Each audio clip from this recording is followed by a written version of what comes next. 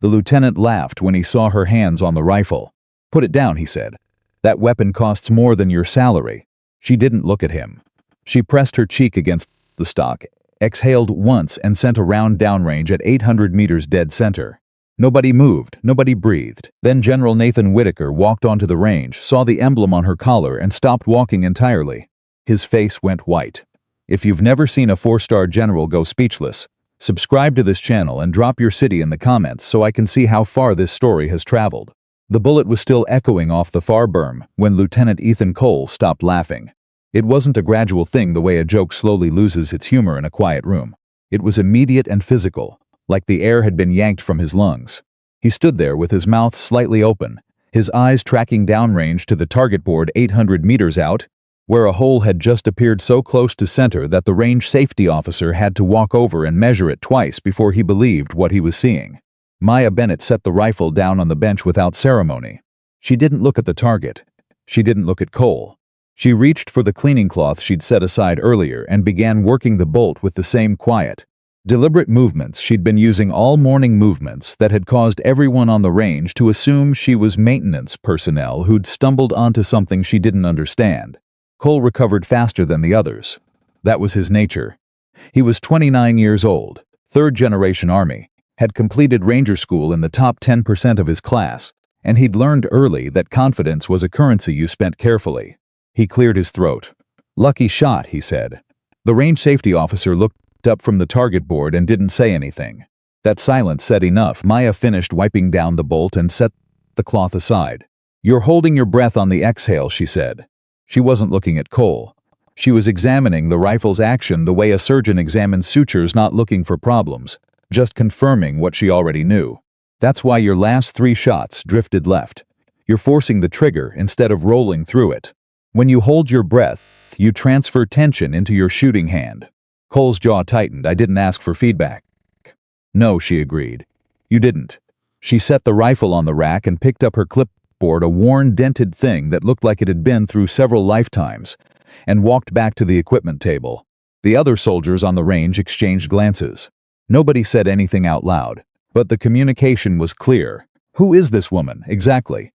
That was the question nobody had thought to ask before today.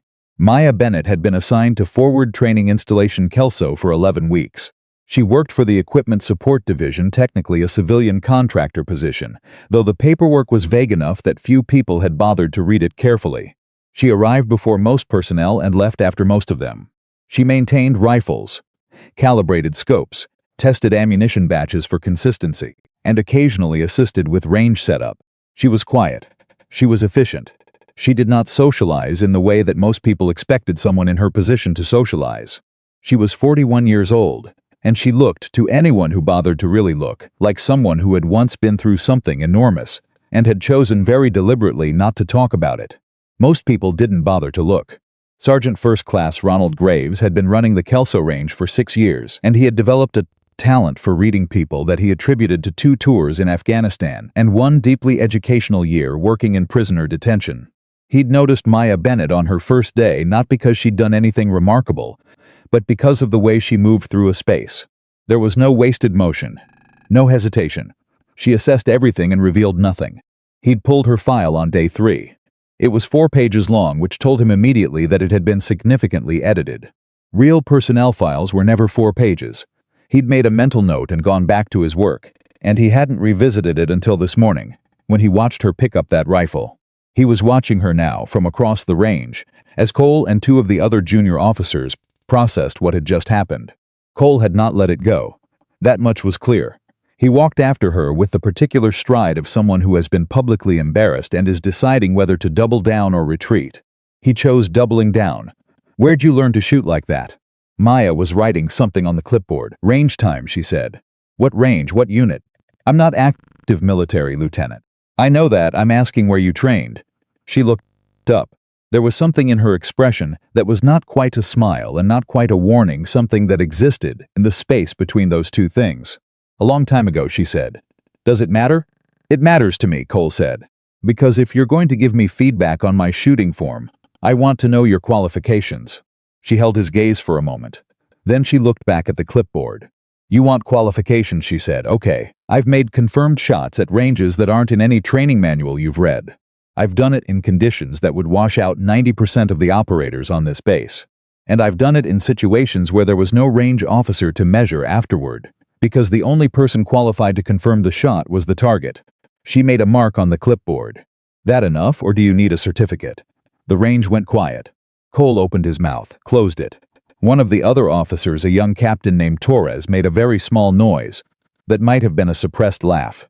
It was at precisely this moment that General Nathan Whitaker walked onto the range. He came in through the east gate with 2 aides and without announcement, which was his habit. General Whitaker believed that announced inspections revealed nothing except an installation's ability to prepare for announced inspections. He'd built his entire career on the principle that you learned more about people when they didn't know you were watching. He was 62 years old, lean in the way that men become lean when they've spent decades burning everything unnecessary, with close-cut gray hair and eyes that had the quality of recording everything they saw. He wore 4 stars and carried them without performance. Nobody who knew him well described him as warm. Several people who knew him very well described him as the best commander they'd ever served under, and those 2 facts were not unrelated. He moved through the range personnel with practiced efficiency, not ignoring them exactly, but processing them and filing them away. He noted the groupings. He noted the posture. He noted the way Lieutenant Cole was standing slightly off balance, the body language of a man who'd just lost an argument and wasn't finished with it yet. And then his eyes found Maya Bennett. He stopped walking. It wasn't dramatic. His feet simply ceased moving mid-stride, the way a machine stops when a trip switch engages. One of his aides nearly walked into him. The aide recovered, repositioned, said nothing, because aides to General Whitaker learned quickly that when he went still, you went still too. Whitaker stared at the emblem. It was small, half an inch across, maybe less, worn on the collar below her right ear, a position that was not standard for any insignia Maya Bennett was officially authorized to wear. The emblem itself was a stylized wave beneath what might have been a tide marker, with a single thread of silver through the center. It looked old because it was old. It looked like nothing in the current military catalog because it had been removed from the catalog. 12 years ago, Whitaker's voice when he found it was not loud. It was the opposite of loud. It was the kind of voice that makes rooms quiet because people lean toward it instinctively. Where did you get that seal insignia? Everyone heard him. The range went silent the way ranges go silent when a 4-star general speaks directly at someone, and that someone is a civilian support tech who nobody expected to be spoken to at all. Maya turned slowly. She met his eyes. She did not appear surprised to see him, which was the first remarkable thing. She did not appear particularly alarmed, which was the second. She looked at him with the careful assessment of someone who had been expecting, on some level, that a moment like this might eventually arrive. General Whitaker, she said. Not sir's name, because she knew who he was. Answer the question, he said. She reached up and touched the emblem once. The gesture was brief and involuntary, the way a person touches a scar they've stopped being self-conscious about. It belongs to a unit that doesn't exist anymore, she said. I'd prefer to leave it at that. I'd prefer not to. The 2 aides had positioned themselves at a respectful distance. Cole and Torres and the other soldiers had stopped pretending not to listen. The range safety officer was standing very still near the target board. Whitaker walked toward her. He covered the distance slowly, not with aggression but with intention, and he stopped 2 feet away and looked at the emblem the way a man looks at something he thought he'd never see again. Ghost tide, he said. Maya's expression didn't change. But something moved behind her eyes, the faintest shift, the equivalent of a door opening a 1/4 inch. That program was classified, she said. It still is. Then we shouldn't be talking about it on an open range. He looked at her for a long moment. Around them, nobody breathed. Cole's mouth was open again, though he didn't seem to realize it. What's your name? Whitaker asked, which was unusual, since he'd clearly been watching her long enough to have formed some opinion of who she was. Maya Bennett. Weapons Maintenance, Civilian Support Division. That's your current position, he said. That's not your name. She held his gaze. It's the name I go by now, and before now? A pause. Long enough that Torres shifted his weight. Captain Reyes, she said quietly. Ghost Tide Unit 3. Team Lead, 2nd Cycle. The sound Whitaker made was not quite a word. It was the sound a man makes when something he'd believed settled turns out not to be settled at all. The story of Ghost Tide had never been officially told, and the people who knew it had been selected for their willingness to live with that fact. The program had been created in a moment of institutional desperation, the kind that doesn't make it into public testimony or budget hearings, but exists nonetheless in classified annexes and 2 in the morning conversations between senior officers who've run out of conventional options. There were missions that traditional special operations couldn't execute without creating diplomatic incidents that couldn't be managed. There were threats that required a different kind of precision, not just in shooting, but in thinking. Ghost Tide was the answer to a question the military had asked itself quietly and answered even more quietly. 12 operators. Selected not just for physical capability, though the physical standards were extreme, but for something harder to define and harder to train. Psychological flexibility. The ability to operate without support, without recognition, without any of the institutional validation that most soldiers needed to sustain performance. The ability to complete a mission and then return to anonymity as though the mission had never happened. Their names were removed from standard personnel records. Their classified files existed in a system that 3 people in the entire Department of Defense could access. When their missions were complete, the documentation was sealed under a classification level that required an act of the Secretary of Defense to declassify. They received no medals, no commendations, no official recognition of any kind. What they received instead was the knowledge that they had done the work, and the understanding that the work was the point. Maya Bennett, or Maya Reyes as she had been selected for Ghost Tide at 26, after completing a performance evaluation that her initial commanding officer had described in his private notes as the most alarming thing I've seen a human being do voluntarily. She'd worked through 2 full operational cycles, leading 6 missions in the second.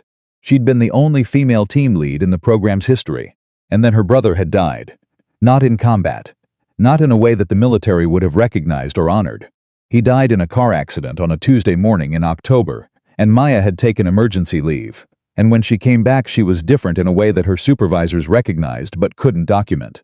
Not broken. Not compromised. Something more complicated than either of those things. She'd put in her paperwork 6 months later. Her commanding officer at the time, not Whitaker, someone else, someone who'd since retired, had tried to talk her out of it. She'd been polite and unmovable, and had walked out of his office and out of the program, and had spent 2 years working in private security before the paperwork placing her in civilian contractor positions came through. She'd chosen this life with the same deliberateness she applied to everything else. Not hiding exactly, existing in a quieter register. Until now. Whitaker asked to speak with her privately, and she agreed because she understood that refusing would create more complications than accepting. They walked to the equipment shed at the far end of the range, not a private office, not a conference room, just a space that was away from the audience Cole and the others were so clearly trying not to be. "How long have you been here?" Whitaker asked.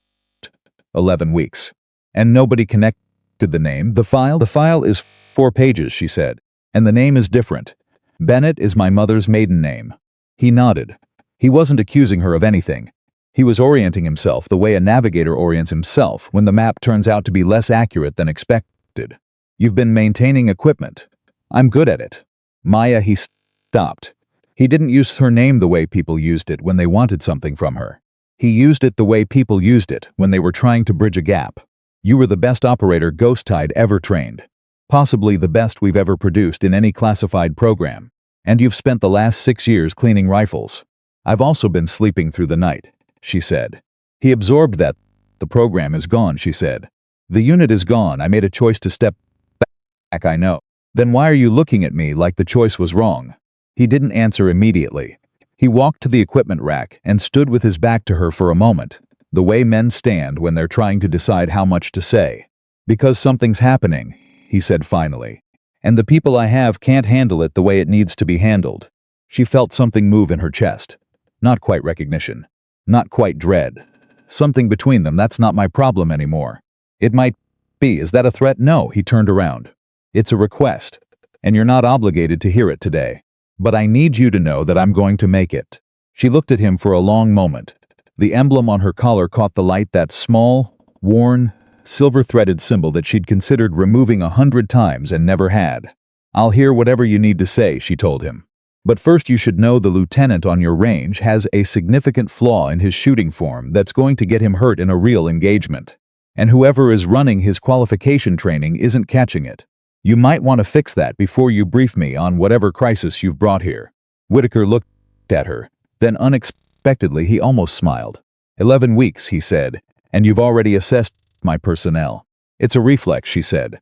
I haven't been able to turn it off. Cole, for his part, was having a difficult morning. He'd processed the general's conversation with Maya from across the range, catching pieces of it, losing others, building a picture that kept refusing to resolve into anything coherent. He was a methodical thinker and he did not like loose ends, and Maya Bennett was currently the loosest end he'd encountered in his military career. He sought out Sergeant Graves. "Who is she?" he asked. Graves looked at him with the patience of a man who'd learned that answering questions directly saved time in the long run. "Don't know her full story," he said. "But I know what her movement patterns tell me." "Which is what?" "That she spent serious time somewhere serious." He paused. "You see the way she walked out of that shed?" Cole hadn't been watching. He'd been watching the general. "She came out facing the range," Graves said. "Didn't look at the general or either of his aides. Looked at the perimeter first, then the personnel. Then checked her angles. That's not technician behavior. That's not even standard military behavior." He picked up a rifle that needed maintenance and began breaking it down with the practiced ease of long habit. "That's something else." Cole stood with this information. "The emblem," he said. "Ghost-tied. You know what that is?" "No," Graves said, "and I know enough to know that means I'm not supposed to." The afternoon evaluation had been scheduled weeks in advance, a performance assessment for 12 of the installation's best sharpshooters, designed to test not just accuracy but adaptability under changing conditions. Wind, light, target position, time pressure, the kind of assessment that separated operators who could perform in ideal conditions from operators who could perform in real ones. Maya had been scheduled to oversee equipment preparation, arrive early, set up the range, confirm all specifications, step back. Whitaker changed the plan. He didn't make an announcement. He simply informed the range safety officer that Maya Bennett would be present throughout the assessment in an advisory capacity, and that her observations were to be treated as relevant. The range safety officer passed this information to the assembled soldiers, with the particular flat affect of a man delivering instructions he does not fully understand but has no intention of questioning. Cole heard this and felt something complicated move through him, resistance and reluctant curiosity in roughly equal measure. Torres leaned over. "You think she's going to try to shoot the evaluation?" "I think," Cole said, "that I don't know what she's going to do." Which is starting to feel like a theme. The first 3 shooters performed at a level that Graves would later describe, privately, as respectable but not remarkable. The wind had picked up in the last hour, and the variable gusts were creating a problem that was technical enough to require real adjustment and subtle enough that most of the shooters were adjusting incorrectly, compensating for the average wind rather than the actual wind at the moment of trigger pull. Maya watched without speaking. She stood at the edge of the line with her clipboard and her quiet recording eyes, and she noted things that she did not share with anyone yet. The 4th shooter was a staff sergeant named Holloway, experienced, confident, with an excellent record on previous evaluations. He set up with precision, he breathed correctly, he fired. The shot drifted 8 inches right, he adjusted, fired again. Drifted 6 inches. He stepped back from the rifle with the frustrated composure of a man who knows something is wrong and cannot identify it. Maya walked forward. She didn't ask permission.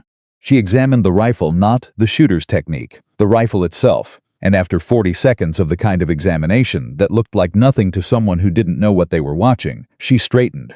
"Your scope mount has a stress fracture," she said. "3rd ring from the objective. It's small enough that it won't register visually under normal inspection, but under firing pressure it's introducing a consistent deviation." She looked at Holloway. "It's not your shooting, your position and trigger discipline are excellent. The equipment failed you." Holloway stared at her, then at the rifle, then back at her. "How did you—" "I've seen it before." She handed the rifle to the range safety officer. "You'll need to pull this weapon. I can show your armorer what to look for so he catches it on future inspections." There was a moment of absolute quiet on the range. Then Whitaker, who had been watching from 10 meters back, said, "Captain Bennett." He hadn't planned to say it. The word the ranks is of some reflex born from 12 years of file reviews and the particular discipline of holding ghost-tied operational knowledge in a part of his mind where it never quite went dormant. Every head on the range turned captain. The word landed in the assembled soldiers. Like a stone dropped into still water, the ripples spreading outward through every expression, every posture, every set of eyes that had spent the morning watching Maya Bennett be a civilian support technician. Maya went still. She turned to face Whitaker. Her expression was level, But there was something beneath it, not quite anger, not quite resignation. Something that had been waiting behind a door for a long time and was now pressing hard against the other side. "I haven't held that rank in 6 years," she said. Quietly, not for the soldiers. "For him I know," he said. "I apologize," a pause, "but I need you to hear something." He held out a phone. On the screen was a text message. 3 words and a code string. She looked at it. She looked at him. And something shifted in her face, the particular shift that happens when a person who has worked very hard to close a door discovers that the door was never really closed. Just held shut by her own hands, and she had in this moment let go. "When did this come in?" she asked. 40 minutes ago. Around them, the soldiers watched a conversation they could not fully decode. 2 people standing on a range, talking in the shorthand of shared history and classified knowledge, while 1,200 meters of Afghanistan-grade wind moved through the target frames and nobody pulled a trigger at all. Cole watched Maya's face. He had spent the morning categorizing her maintenance tech, one-shot wonder, whatever she was, and now he was watching that entire structure come apart, piece by piece, like a scope mount with a fracture he'd never thought to check. She wasn't becoming something new. She had always been this. He just hadn't known how to look.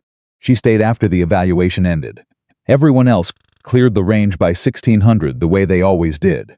Maya stayed at the equipment table, working through the maintenance log with the methodical patience of someone who had learned long ago that the most important preparations were the ones made before the moment of need arrived.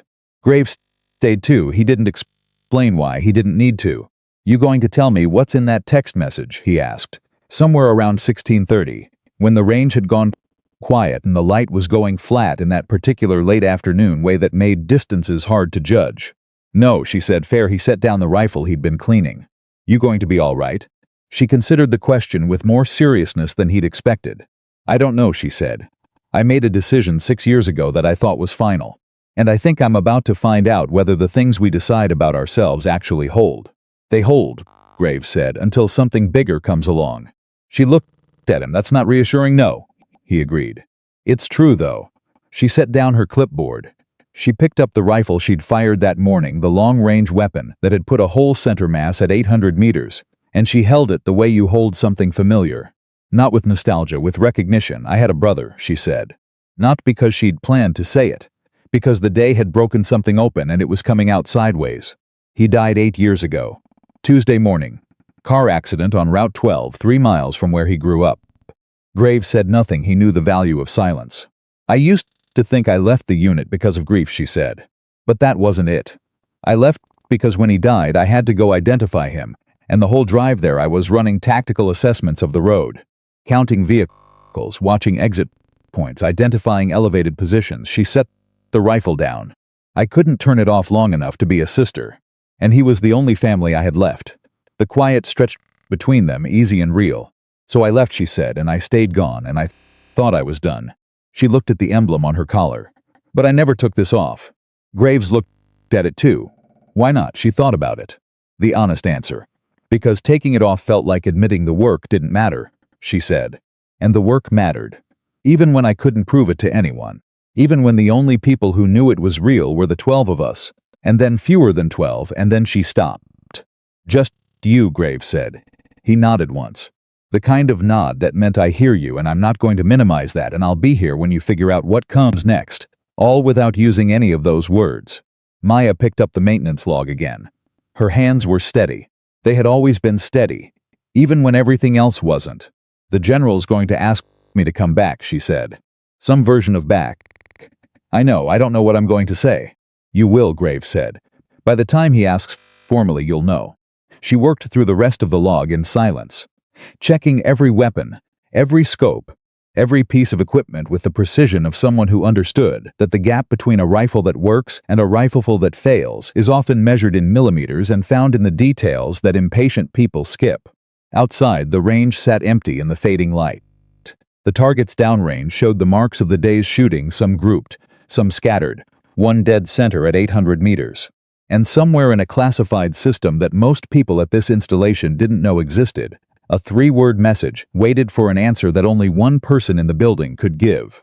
The woman who had been a ghost, and had tried her hardest to become ordinary, and had never quite managed either. Maya Bennett, Captain Reyes, the last surviving operator of Ghost Tide. still holding the rifle, still not looking away. The text message had 3 words and a code string that Maya had not seen in 6 years, and she spent the night staring at the ceiling of her quarters thinking about what those 3 words meant and what they would cost her to answer. She didn't sleep.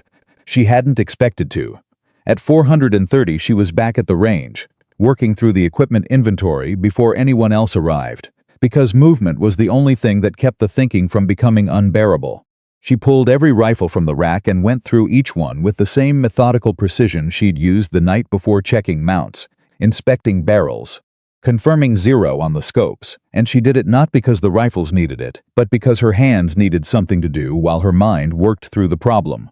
The problem was this: Ghost Tide was supposed to be over. The program had been formally dissolved 11 years ago. The remaining operators had been separated quietly, their files sealed, their identities returned to them like borrowed clothes. Maya had walked away with a name that wasn't quite hers, and a life she'd assembled from scratch, and a discipline she applied to not looking backward. But the 3 words on Whitaker's phone were a protocol code. A specific one. The kind that didn't get sent by accident and didn't get sent for small reasons. She'd memorized every Ghost Tide protocol during her 2nd cycle, and this particular code had only ever been used once before in a situation that had required the full team and had cost them 2 operators and had taken 11 months to resolve. She set down the rifle she'd been holding and pressed both palms flat against the equipment table. Whatever Whitaker was going to tell her, it was not going to be simple. Cole arrived at 530, which was earlier than his usual time, and she knew without asking that he'd come early, for the Sisson people always came early when something had shifted, and they couldn't identify the shift, because being in motion felt better than lying in a rack thinking about it. He stopped when he saw her. "You stayed," he said. "I live on base," she said. "You know what I mean." She did. She looked at him across the equipment table.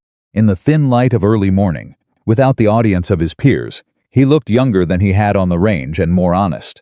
The performance that rank required of young officers fell away when there was nobody watching, and what was underneath it was not arrogance. It was uncertainty wearing the mask of arrogance, which was a completely different thing. "You could have left last night," he said, after the message. "You could have walked off this base and disappeared." "I've disappeared before," she said. "It's not as clean as it sounds." He moved to the other side of the table and picked up a rifle, not to shoot it, just to have something in his hands. She recognized the impulse. "I looked up Ghost Tide," he said. "You won't find anything, I know. I found the absence of anything, which is somehow worse." He set the rifle down. "Captain, don't. I'm not trying to." He stopped. "Start it again. I owe you an apology from yesterday morning." The lucky shot comment. She looked at him steadily. "You didn't know." "No, but I was dismissive before I knew. And that's its own problem." She considered him. The apology was genuine. She'd dealt with enough insincere ones to recognize the difference, and it cost him something to deliver it, which made it worth receiving. "Apology accepted," she said, "and for what it's worth, you have real ability. Your fundamentals are good. The breathing issue is correctable. You could be excellent if you let someone fix it." "You offering?" "I'm saying it's fixable. Whether I'm the one who fixes it depends on what happens in the next 48 hours. He heard the weight in that and didn't push it. That restraint told her something useful about him. "What does happen in the next 48 hours?" he asked. "I don't know yet," she said.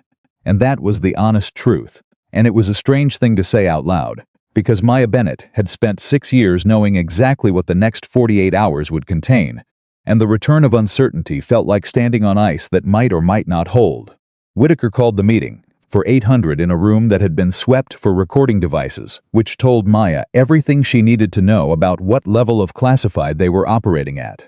Present were Whitaker, his senior aide, a colonel named Parrish, who had the look of someone who processed difficult information professionally and without complaint, and Maya. Cole had been excluded, which he accepted with the quiet frustration of a man who understood the necessity and resented it anyway. Whitaker sat across from her. He had a folder on the table that he didn't open immediately. "Tell me what you know about Meridian Group," he said. She kept her expression level. "Private military contractor. Officially registered in Delaware. Operational headquarters in Virginia. They hold several defense contracts for logistics and intelligence support. They were investigated twice in the early part of this decade for contract irregularities, and both investigations were closed without action." She paused.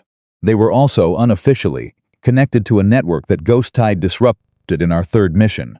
We dismantled their operational infrastructure in that theater. We thought it was finished.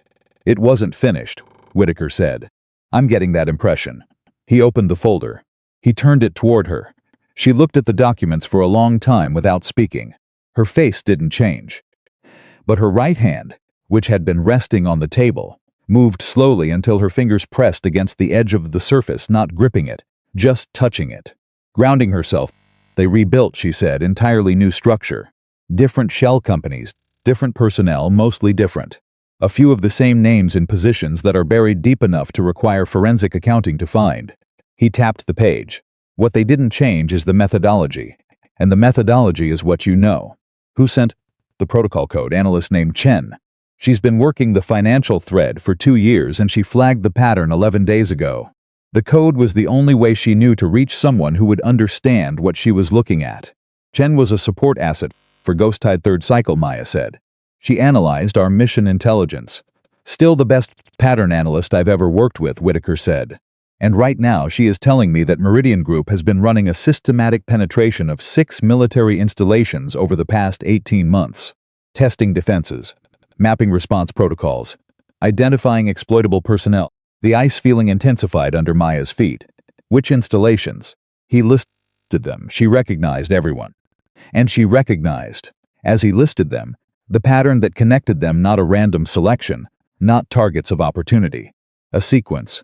Each installation provided a specific type of intelligence or capability, and taken together they formed a picture that made her stomach pull tight. They're building something, she said. Yes, how close? Chen estimates 60 to 90 days to operational readiness. Whatever they're planning, they've been building toward it for 2 years, and they're almost there. Maya sat back in her chair. She looked at the ceiling for a moment, not avoiding the conversation, just processing it the way she processed everything difficult, by looking somewhere neutral and letting the information settle into its proper shape. And Kelso, she said, this installation, is it on the list? The pause before Whitaker answered was brief but real. It is now, he said. The meeting lasted 3 hours. By the end of it, Maya understood the full scope of what Chen had found, and the full scope of what Whitaker was asking, and the full scope of what she would have to do to herself to the 6 years of careful ordinary living she'd constructed if she said yes. She didn't say yes in the room. She told Whitaker she needed until the end of the day, and he accepted this with the patience of a man who understood that the answer he needed required more than politeness to produce. She went back to the range. The regular training schedule had resumed, and the range was full, and nobody particularly noticed when the weapons maintenance specialist returned to her position at the equipment table, which was exactly how she wanted it. Graves materialized beside her around 1000. How bad? He asked. She glanced at him. What makes you think anything? You're moving at 90% of your usual speed, he said. You're checking equipment you already checked at 0430, and you've looked at the perimeter 4 times in the last 10 minutes. He picked up a cleaning rod. So, how bad? She exhaled. Bad enough that I'm sitting here trying to remember why I left, so I can figure out whether those reasons still apply. Do they? The personal reasons do, she said. The reasons that are about what I owe myself and what I can survive and what I promised I wouldn't become again, those still apply. She set down the scope she'd been examining. But there's another set of reasons. The ones that are about other people. And those are harder. Because other people are actually in danger. Yes, he worked beside her in silence for a moment. Around them, the range ran its normal rhythms, orders called, shots fired, results assessed, mistakes corrected. The ordinary machinery of military training, which looked like preparation and felt like routine and existed, because somewhere, eventually, preparation becomes necessity. I've got a daughter, Graves said. He said it without preamble, the way he said most important things. 23, she's in logistics. Fort Bragg. Maya looked at him. She doesn't know what I know about what's out there, he said. She thinks logistics is logistics, move equipment, track supply chains, process paperwork. He set down the cleaning rod. I know it's also a target. I know that the people who want to hurt this country don't just go after the operators. They go after the support, the infrastructure, the things that look boring until you need them. Graves, I'm not asking you to decide for my kid, he said. I'm just telling you something that's true. Because you asked yourself this morning why you left, and I think you should ask yourself the other question too. She looked at him for a long moment. What question? What are you still here for? He picked up the cleaning rod and went back to work, and he didn't say anything else. And Maya stood there with the quiet certainty That he had just said the thing she'd been working around for 11 weeks, without knowing she was working around it. Cole found her at noon. He'd been reassigned to a training block that kept him on the secondary range all morning, and he'd spent it, by his own account, trying to execute the breathing correction she'd identified and managing about 60% success, which he reported with the blunt self-assessment of someone who'd decided that honesty was more useful than pride. 60% is improvement, she said. 60% in training means 40% failure in the field, he said. Yes, that's why we keep training. He sat on the bench beside the equipment table, not quite asking permission, but making the sit slow enough that she could object if she wanted to. She didn't object. Can I ask you something you can ask? Why maintenance? I mean, if you're what that emblem says you are, why come back to a military installation at all? Why not go completely civilian? Private sector, security consulting, something like that. She thought about how to answer this honestly without giving him information that wasn't his to have. Because I'm not good at completely civilian, she said. I tried it. For about a year I tried it. And I was functional and I was technically fine and she paused. I was so bored I thought I was going to lose my mind. Not because I need danger. Because I need purpose. And the civilian world I tried couldn't give me that in a form I recognized. So you came back. I came back to the edge of it, she said. Close enough to feel like I was doing something that mattered. Far enough back that I wasn't putting myself in a position to she stopped. To become something you didn't want to be again, he said. She looked at him. He was perceptive. She'd give him that perceptive in the raw, unpolished way of people who hadn't yet learned to hide it. Something like that. But now the general wants you in the field. The general wants something from me, she said carefully. I haven't agreed to anything. Cole leaned forward with his elbows on his knees. He had the posture of someone wrestling with whether to say the next thing. He said it. For what it's worth, and I know it's not worth much, given that yesterday morning I was telling you to put down a rifle you shoot better than anyone I've ever seen, for what it's worth, I think you should. She raised an eyebrow. Not because of the unit, he said. Not because of ghost tide or protocol codes or whatever's in that folder the general was carrying. Because he stopped. Tried again. Because I watched you on this range yesterday. And I watched the way you moved, and the way you think, and the way you found that fracture in Holloway's scope mount in 40 seconds when 3 experienced armorers missed it on the inspection cycle. And whatever you've been telling yourself about who you are now. He looked at her directly. That's not a woman who's done. The honesty of it landed harder than she expected. She didn't respond right away. She picked up the scope she'd been working on and made a minute adjustment to the reticle tension and set it back down. The adjustment didn't need to be made. She made it anyway because she needed a moment. You're either going to be a very good officer someday, she said, or you're going to say the honest thing at the wrong moment to the wrong person. And it's going to cost you something significant. Probably both, he said. She agreed. The afternoon brought a crisis that nobody had planned for, and that landed on the range with the sudden finality of something that had been building for a while before it became visible. It started with a phone call to Whitaker that Maya didn't hear, but that she watched change his posture from across the range, the particular change that comes when information arrives that converts a theoretical problem into a concrete and immediate one. He ended the call and found her within 3 minutes. Chen is compromised, he said. He said it low, not quite under his breath, but below the ambient level of the range. Somebody accessed her financial analysis files from inside the system. She noticed the access at 1100 and flagged it 4 hours ago. I just got the notification. Maya processed this with the speed of someone whose brain had been trained to turn information into implication. If they accessed her files, they know she found them. Yes. And if they know she found them, they know the protocol code was sent. Yes. Which means they know someone here received it. His jaw tightened. Yes. She looked around the range without making it obvious that she was looking. The personnel moved through their normal patterns: training, assessment, maintenance, the comfortable routine of a facility that had no reason yet to believe it was anything other than what it appeared to be. How many people know I received it? In this installation. 3. Myself, Parrish, and Chen is currently in a very secured location having a very difficult conversation with counterintelligence. So whoever accessed her files knows the code went out, Maya said. They don't necessarily know it came here, not yet. But they'll work it. They'll trace the protocol and figure out where it would have been sent, and they'll narrow the list. She looked at him. How long do we have before they know it's this installation? Chen's estimate is 48 to 72 hours. She went quiet. The range around her continued its ordinary business. Guns fired. Targets were assessed. Holloway, shooting with a replacement rifle, put 3 rounds in a tight group that would have been excellent yesterday, and was somewhat vindicated now. "Tell me about the internal access," she said. "Who had authorization to reach Chen's files?"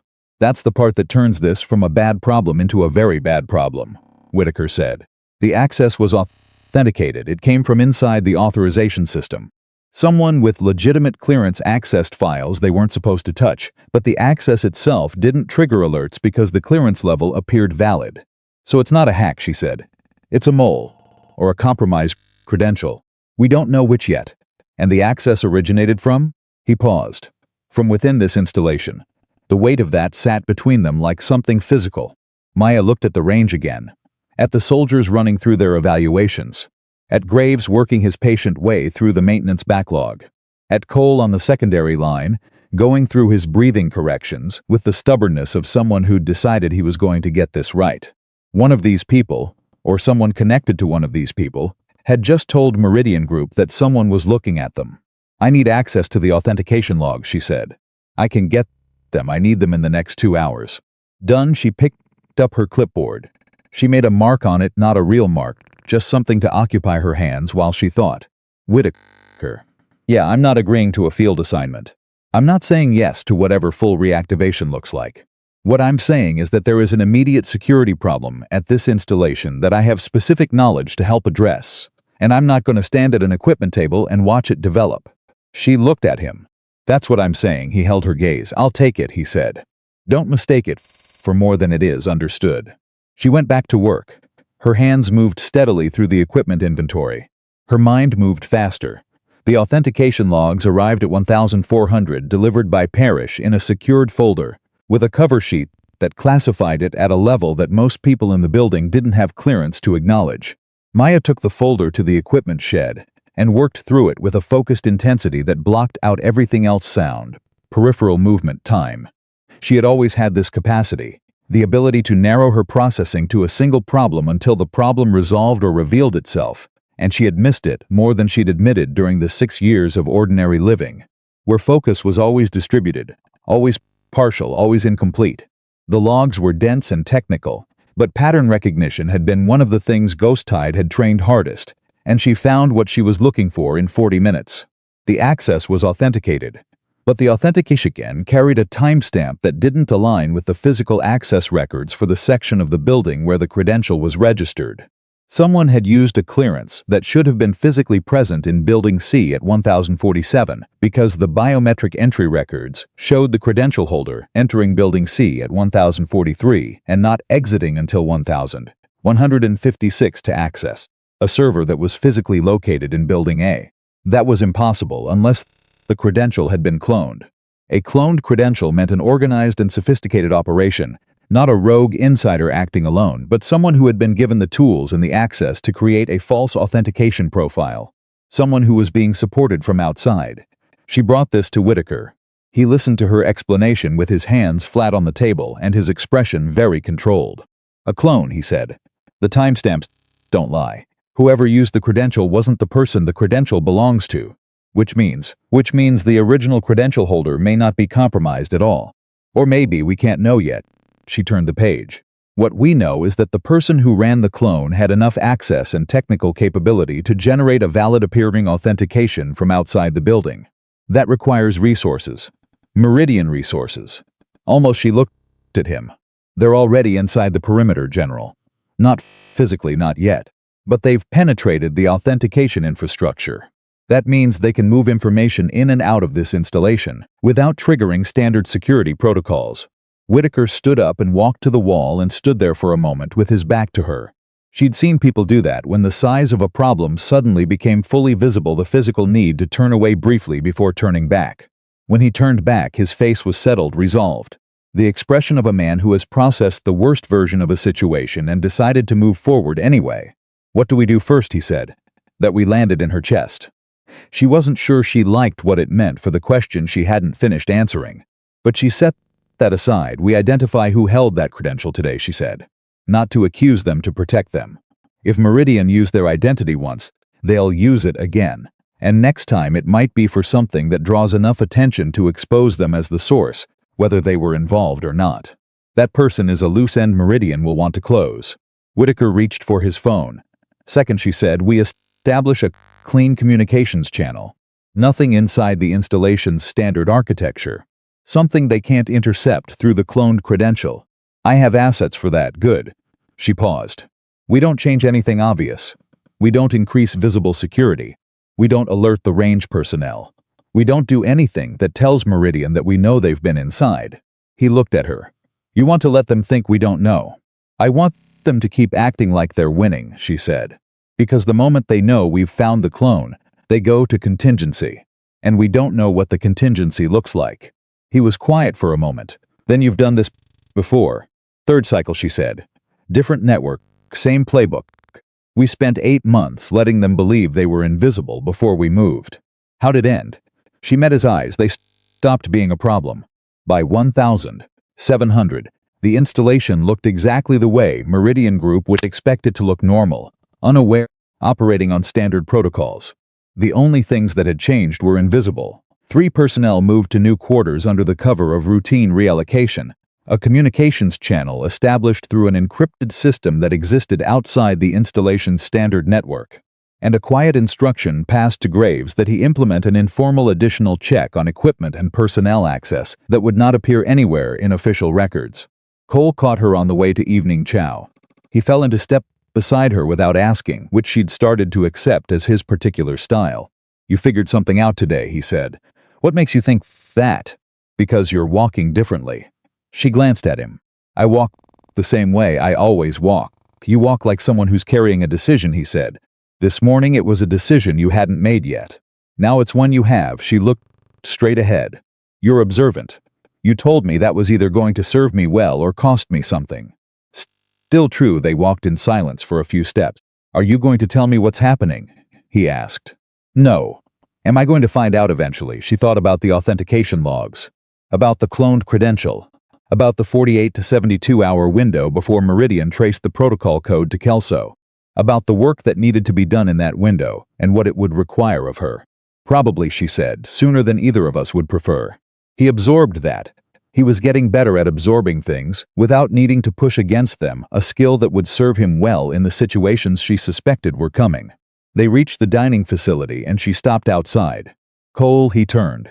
Your breathing correction. Come to the range at 500 tomorrow. We'll work it properly. You shouldn't go into whatever comes next with that flaw still in your form. He looked at her. The words whatever comes next had landed exactly where she'd intended them to. 500, he said. Don't be late. She walked inside and he stood there for a moment, in the early evening outside a military dining facility, with the dawning certainty that the next days were going to change him in ways he couldn't yet identify, and that the quiet woman at the equipment table, the woman nobody had noticed, the woman he'd told to put down a rifle, was the reason that was true. Maya ate alone. She thought about her brother the way she always thought about him when things were changing, not with the sharp grief of early loss, but with the steady, worn quality of grief that's been carried a long time. She thought about the Tuesday morning drive and the tactical assessments she hadn't been able to stop running, and the question of whether she'd ever really stopped being Captain Reyes, or whether she'd just been storing her somewhere quieter. She thought about what Graves had asked her. What are you still here for? She'd been at this installation for 11 weeks. She'd told herself it was proximity close to the work, far enough back to be safe from it. She'd told herself it was habit and structure and the need for purpose in a recognizable form. But she'd worn the emblem every day. She'd kept it clean. She'd kept it polished. She'd worn it in a position that was technically non-regulation, which meant it was visible to exactly the person who would know what it meant. She hadn't been hiding. She'd been waiting. And General Nathan Whitaker, who'd spent 30 years studying elite warriors and who'd built Ghost Tide from the concept up, and who'd spent the last 6 years knowing she was out there somewhere, and not calling, not until the situation was serious enough to justify it, had walked onto a range and looked at the emblem and known. She was still the person who wore it. The question was what she was going to do about that. She finished her food. She went back to her quarters. She set the emblem on the table beside the bed and looked at it in the low light. She'd decided something today. She'd told Whitaker she wasn't agreeing to a field assignment. That was true. But she'd also told him what to do first and second and third. She'd analyzed the logs, she'd identified the clone. She'd told him to change nothing visible and let Meridian think they were winning. That wasn't maintenance work. That was operational thinking. And she had done it without hesitation, and without fear, and without any of the resistance she'd expected to feel. Which meant the door she'd been holding shut wasn't as closed as she'd believed. She picked up the emblem, held it for a moment, set it back down. Tomorrow, 500, she would teach Ethan Cole how to breathe correctly under pressure. And while she was doing that, 48 hours would be ticking down toward the moment Meridian Group traced the protocol code to this installation. And whatever they planned to do about it would begin to move. She would be ready. She had always been ready. She'd just needed a reason to stop pretending otherwise. Cole was at the range at 448. Maya got there at 445 and found him already standing at the line with his rifle and his posture, and the particular expression of someone who'd decided during the night that being 12 minutes early was the minimum acceptable effort. She didn't comment on the time. She set down her bag and walked to the position beside him and looked downrange. "Show me," she said. He settled into his stance. She watched without speaking while he went through his pre-shot routine, the weight distribution, the grip, the cheek weld, the breath cycle. He was doing it consciously, the way people do things when they know they're being watched, and they know what they're being watched for. That was the first problem. "Stop," she said. He stopped. "You're performing," she said. "You're going through the routine the way you think I want to see it. Which means you're adding tension in all the places you're trying not to add tension." She moved beside him. "Do it the way you do it when nobody's watching. You're watching. Pretend I'm not." He exhaled once, a short sound that was equal parts frustration and effort, and he reset. He went through the routine again, slower this time, and she watched the difference, the places where his natural habits reasserted themselves. The micro-movements that his conscious mind didn't catch because they lived below the level of his awareness. She saw the breath hold. She saw the way his right index finger loaded against the trigger guard before he was ready. She saw the slight forward weight shift that telegraphed the shot by half a second. "You're anticipating the recoil," she said. "You're bracing for it before it comes. That's what's driving the breath hold." "I know I'm doing it," he said, the frustration sharper now. "I can feel it happening and I can't stop it. Because you're trying to stop it with willpower, and willpower is slower than reflex." She stepped back. "This is a fear response. Your nervous system learned somewhere that the shot is coming and it needs to prepare. So it tightens, and the tightening is what's throwing your rounds." He lowered the rifle and looked at her. "How do you fix a fear response? You don't fight it. You redirect it." She picked up her own rifle from the bag, the long-range weapon from the day before yesterday, which she had carried to this session without fully deciding why. "Watch me go through it. Don't watch the target, watch my breathing." She settled into position. She went through the same routine, and she went through it at combat pace, not slow and demonstrative but real. The speed she'd used in conditions that Cole had no reference for. She breathed. She didn't hold it. She rolled through the trigger in the moment between exhale and the body's next impulse to inhale, the natural stillness that existed there, and the shot broke clean and went exactly where she'd sent it. She straightened. "You felt the difference. You didn't brace," he said. He was watching her with an attention that had nothing to do with military courtesy and everything to do with someone who'd just seen something they needed to understand. "Your whole body was still. Because I wasn't thinking about the recoil. I was thinking about the follow-through. What's the difference? The recoil is the past, the follow-through is what you control." She handed him the rifle. "Shoot my target. Don't think about anything except where you want the round to go after the shot." He looked at the target. He settled in. He breathed, actually breathed. The real cycle, not the performed one, and he fired. The round went center. Not perfectly center, but inside the standard that any qualified instructor would sign off on without comment, and 3 full inches better than his previous session. He stared downrange. Then he looked at his hands. Then he looked at her. "I've been working on this for 2 months," he said. "You were working on the symptom," she said. "Not the cause." He set the rifle down slowly. The particular quiet that follows a breakthrough settled around him, not satisfaction exactly. More like the recalibration that happens when something you'd stopped believing is possible suddenly becomes possible. "Where did you learn to teach like that?" "Ghost Tide trained differently than standard programs," she said. "We didn't just train operators. We trained them to train each other, because in the field there was nobody else." She picked up her rifle. "And we were usually working with people who'd already been told by the conventional system that they'd reached their ceiling.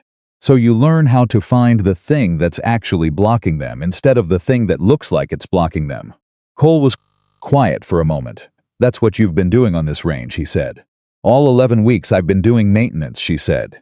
You've been watching, he said. You've been watching everyone. Running assessments. He wasn't accusing her. He was putting something together.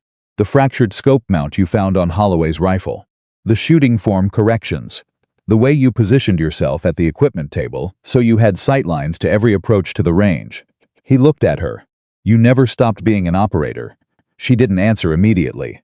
She worked the bolt on her rifle and set it on the bench with the same care she always used, the care that was not sentimentality, but respect for a precision instrument that she'd been in situations where. It was the difference between coming home and not. No, she said finally.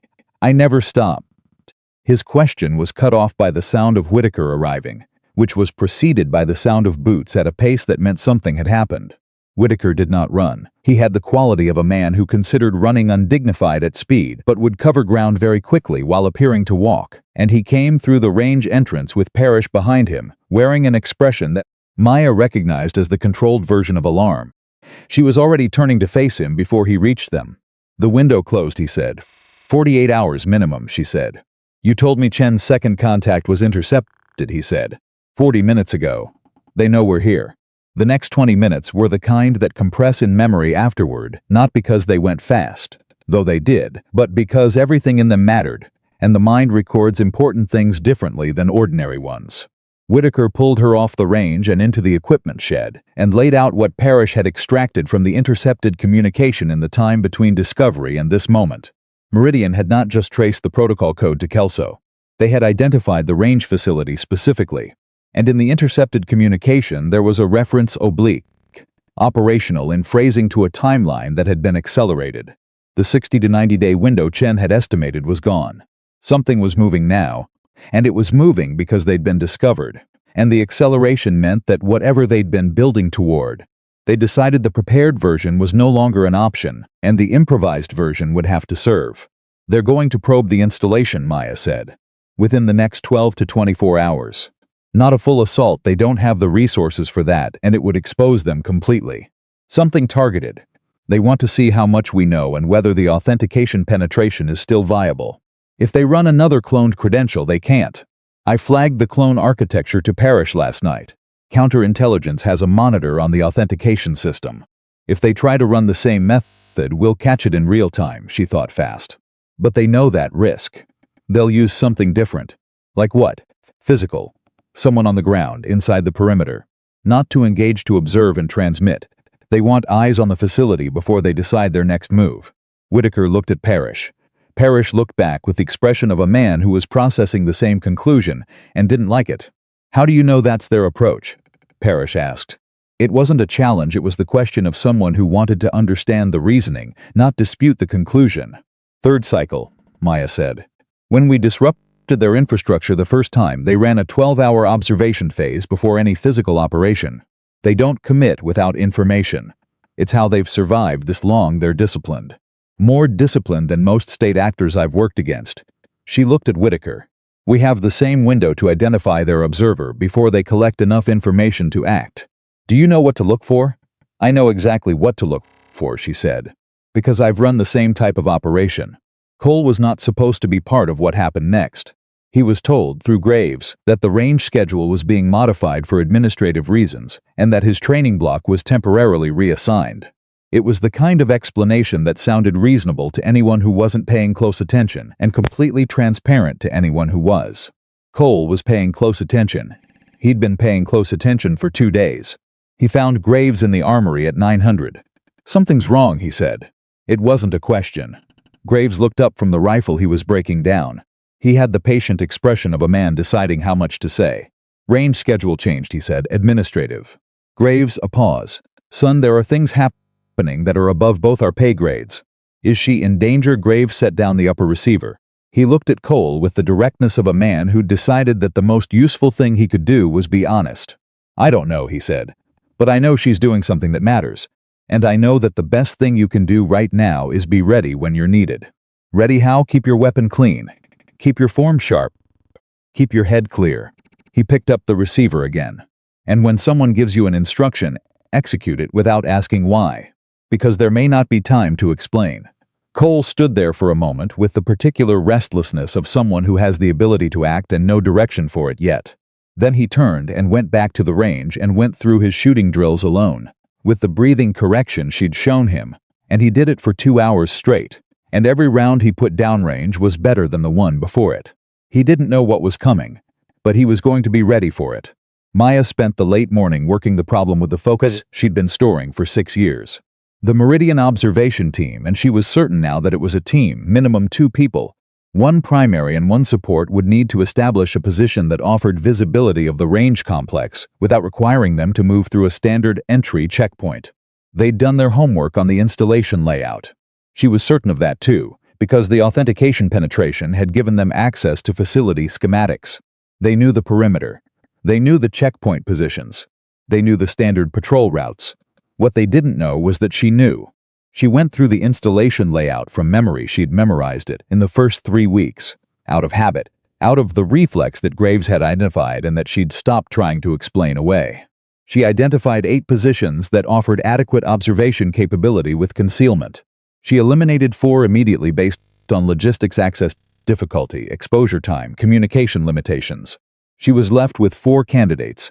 She took the problem to Whitaker. He listened. He asked 2 questions. Then he picked up his phone and made a call. Within 40 minutes, she had eyes on all 4 positions through a network of installation cameras that were not listed in the standard facility documentation, a system installed 3 years ago, at the request of a security assessment that most people at Kelso didn't know had been conducted. She sat in the monitoring room with Parrish and watched the feeds. For 2 hours, nothing. The first hour was patience. The second hour was discipline. By the time the second hour was ending, she felt the particular weight of the question that waited behind the operational problem, what she was going to do when this immediate crisis resolved. Whether resolution was going to look like walking away or walking forward. She'd been avoiding the question by burying it under the work, which was a technique she recognized and which had a limited shelf life. At 1147, the camera on position 3 moved. Not a technical error. She'd checked all 4 feeds for that first. The movement was subtle, the kind that happened when something in the frame shifted in a way that was organic rather than mechanical. A weight transferred. A position adjusted. The camera couldn't confirm a person, but Maya had spent enough time studying what wasn't visible to know what was there. Position 3, she said. Parrish was on the phone before she finished the sentence. The extraction of the Meridian observer from position 3 was handled by installation security personnel, acting on a directive that Parrish classified high enough that only 4 people at Kelso knew the full reason for it. The official record described a perimeter security response to an unscheduled visitor. The reality was a 31-year-old private security contractor named Warren Feld, who was found with a compact communications device, a facility layout that included markings she recognized as pre-assault notation, and a sidearm that he claimed was legal, which it technically was, which told her that Meridian was careful about the details that could be verified and sloppy about the conclusions those details implied. She didn't participate in the extraction. She watched it on the feed and read the debrief afterward. Feld wasn't going to give them anything useful in interrogation. She knew the Meridian methodologies well enough to know that field observers were compartmentalized. He'd know his own task and nothing beyond it. What he'd given them by being found was something different and more important.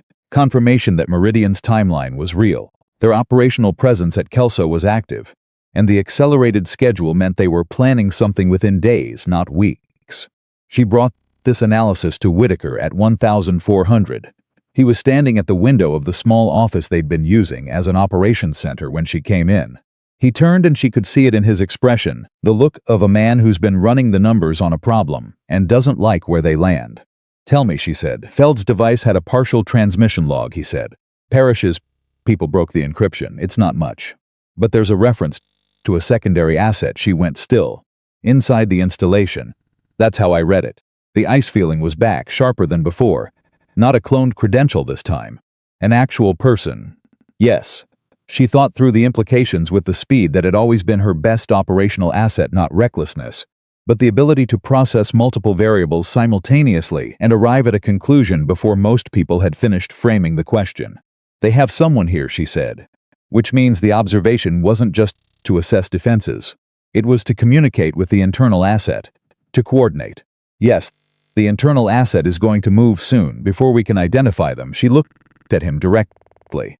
And if they move before we find them, whatever they do is going to be designed to create enough confusion that Meridian can act in the window before the installation recovers. Whitaker nodded once. The nod of a man who'd already arrived at the same conclusion and was waiting to see if she'd get there too. I need access to personnel movement logs for the last 72 hours, she said. Every entry and exit, every credential use, every building access. That's 500 people, I know, give me 4 hours. He looked at her for a moment. I'll give you 3, he said. Because I don't think we have 4. She worked through the logs in the monitoring room with the door closed and Parrish outside, and the systematic attention of someone for whom patterns were a language she'd been reading for 15 years. The process was not glamorous. It was spreadsheets and timestamps and cross-references and the kind of detailed, methodical sifting that looked, from the outside, like nothing happening and was in fact everything happening. She eliminated personnel based on shift records, assignment logs, physical location confirmations. She built a negative space the shape of what was left when everything that could be accounted for was removed. She found the anomaly at the 90-minute mark. It was a supply technician named Renner.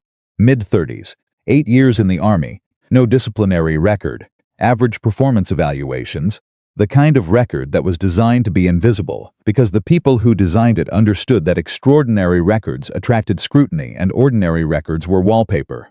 His movement log showed a pattern 3 instances over the past week where his official location didn't match his credential activity by a margin small enough to be dismissed as a data entry error. Except Maya didn't believe in patterns that repeated themselves 3 times. She flagged Renner and brought it to Whitaker. He looked at the documentation. He looked at her. You're certain? I'm certain there's a pattern, she said. I'm not certain of the interpretation. But I know what confirmation looks like. And I know what we need to do to get it without alerting him. Which is we give him something, she said. A piece of information. Specific enough to be useful. Controlled enough that if it moves outside this installation, we know exactly where it came from, she paused. If Meridian receives it, we have our confirmation. And we have them acting on false intelligence. Whitaker was quiet. Parrish, who'd been in the doorway for the last 2 minutes, stepped fully into the room. He and Whitaker exchanged a look that carried the weight of 2 men deciding how far to trust the judgment of someone they'd only been watching for 3 days.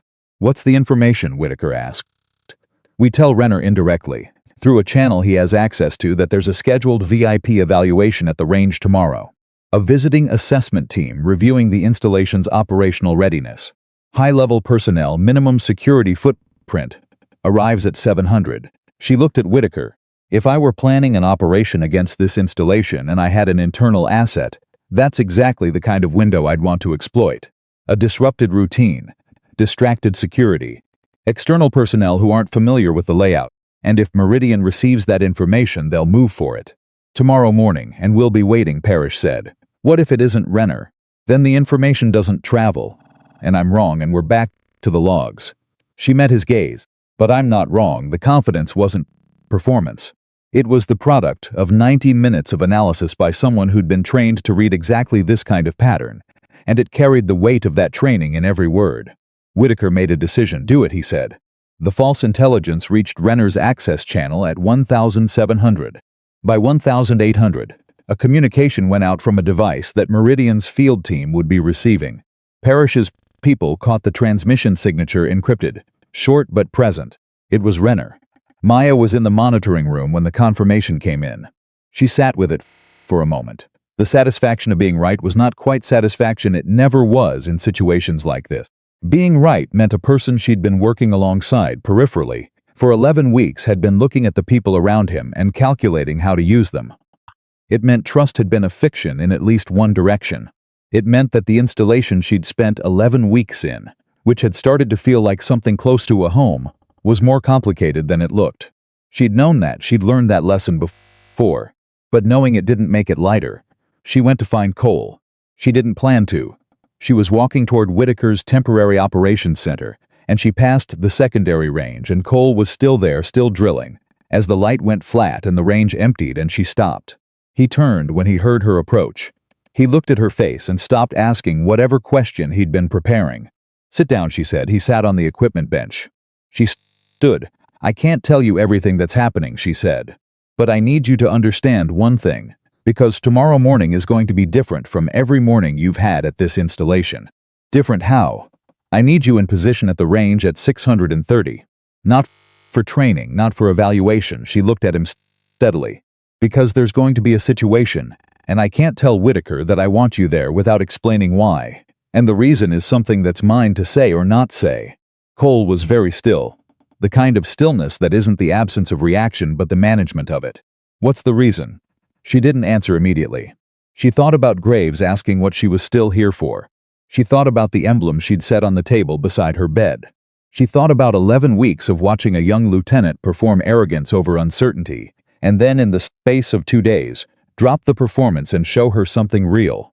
Because you're better than anyone here knows yet, she said. Including you. And if something goes wrong tomorrow, I don't want the people who are capable of responding to be caught off base. He processed that. You're expecting something to go wrong. I'm expecting something to happen, she said. Whether it goes wrong depends on the people in the right positions. And you want me to be one of those people. I want you to be ready to be, she said. There's a difference. He nodded. It was the nod of someone who understood the distinction and was not offended by it. 630. And Cole, he looked up. The breathing correction. Anchor it tonight. Whatever drill works for you, go through it until it's not a conscious choice anymore. Because the situation where you need it won't give you time to think about it. He held her gaze. How bad is it going to be? She thought about the honest answer. She thought about what she owed him, not the whole truth. Because the whole truth wasn't hers to give, but something real. Something that prepared him without misrepresenting the stakes. It's going to test you, she said. The way real things test you. Not the way training does. She paused. You told me yesterday that you thought I should come back. That whatever I'd been telling myself about who I was now, I wasn't done. I meant it, he said. I know you did, she looked at him. Turns out you were right. And I'm asking you to be ready because I don't have the luxury of holding back anything useful right now, and you are useful. So, be ready. She left him there with that, and walked toward the operations center. And behind her she heard him settle back into his drill, the sound of the breathing exercise. Slow and deliberate, and she kept walking. Because the night ahead was full and she had work to do. Whitaker was on a call when she arrived. Parrish met her at the door with the particular expression of someone carrying new information and uncertain how it was going to land. Renner was picked up 20 minutes ago, he said. Quietly. He's in a secured room in Building B. He doesn't know we know about the transmission. Has he been interviewed? Not yet. We wanted your input on the approach. She thought about it. Don't interview him yet. If Meridian doesn't hear from him after the transmission, they'll know something's wrong. We need him to appear functional until tomorrow morning. She paused. Can your people monitor his communications without him knowing? Already in place. Then let him sit. Tell him there was a security sweep, and everyone in his building is being temporarily held for standard verification. Routine, boring, he's not special. She looked at Parrish. The moment he believes he's been identified, he'll try to signal Meridian. We need him to believe this is administrative until 700 tomorrow. Parrish nodded. He was good at his job, she'd decided that on day one, and he processed her instructions with the speed of someone who understood the operational logic without needing it explained twice. Done, he said. What about the range setup? I need 4 things. She listed them. Specific personnel positions, communications protocols, modifications to the equipment layout that would look routine but would serve a purpose tomorrow morning, and a quiet word with Graves. The sergeant, Parrish asked. He knows that range better than anyone here, she said. And I need someone I trust in the equipment shed when this starts. Parrish wrote it down. When Whitaker came off his call, he looked at her with the expression of a man who's been managing a crisis for 36 hours and is running on discipline rather than energy. Tell me we're in a better position than we were this morning. We know who their internal asset is, she said. We know their timeline. We've fed them a specific target and a specific window, and we have 72 hours of surveillance architecture on their communication patterns. She met his eyes. We're in a significantly better position than we were this morning. He exhaled a controlled sound, not relief, just the release of the breath a person holds while waiting to hear something they need to hear. And you, he said. Where are you? It was a different question than the operational one. She recognized it for what it was, the question of a man who understood that she'd been running at full capacity for 3 days on a foundation she'd built for a different kind of life, and who wanted to know if that foundation was holding. I'm where I need to be, she said. He held her gaze. That's not an answer. It's the only one I have right now. She picked up the personnel layout Parrish had prepared. Tomorrow morning, when this resolves however it resolves, I'll give you a real one. He accepted that, because he'd learned in 30 years of command that the only thing more reliable than a delayed honest answer was an immediate dishonest one, and he knew which category Maya Bennett dealt in. The night passed the way nights passed before operations, not with sleep, not entirely, but with the particular altered state of a body that's conserving energy and a mind that won't fully release the problem. Maya went through her preparation with the methodical care she'd learned in Ghost Tide, where preparation wasn't a step before the mission, but the mission itself, where the belief was that if you prepared correctly, the execution became a matter of execution rather than improvisation. She cleaned her rifle. She confirmed her equipment. She went through the personnel positions in her mind 3 times until they were fixed. She thought about Renner sitting in a room in Building B, believing he was one of 50 people caught in a routine sweep, and she thought about what would happen tomorrow when Meridian arrived expecting a window and found something else. She thought about the emblem. She'd worn it for 6 years without being able to explain exactly why. And now she understood it in a way she hadn't before, not because anything had changed about the emblem itself, but because 3 days of being fully operational again had clarified something she'd been sitting in the middle of too long to see clearly. She hadn't worn it as a monument to the past. She'd worn it as a promise to herself about the future. The specific promise that if the moment came when everything she was capable of was needed, she wouldn't turn away from it. She wouldn't choose comfort over responsibility. She wouldn't let the grief of what the work had cost her become a reason to abandon the work.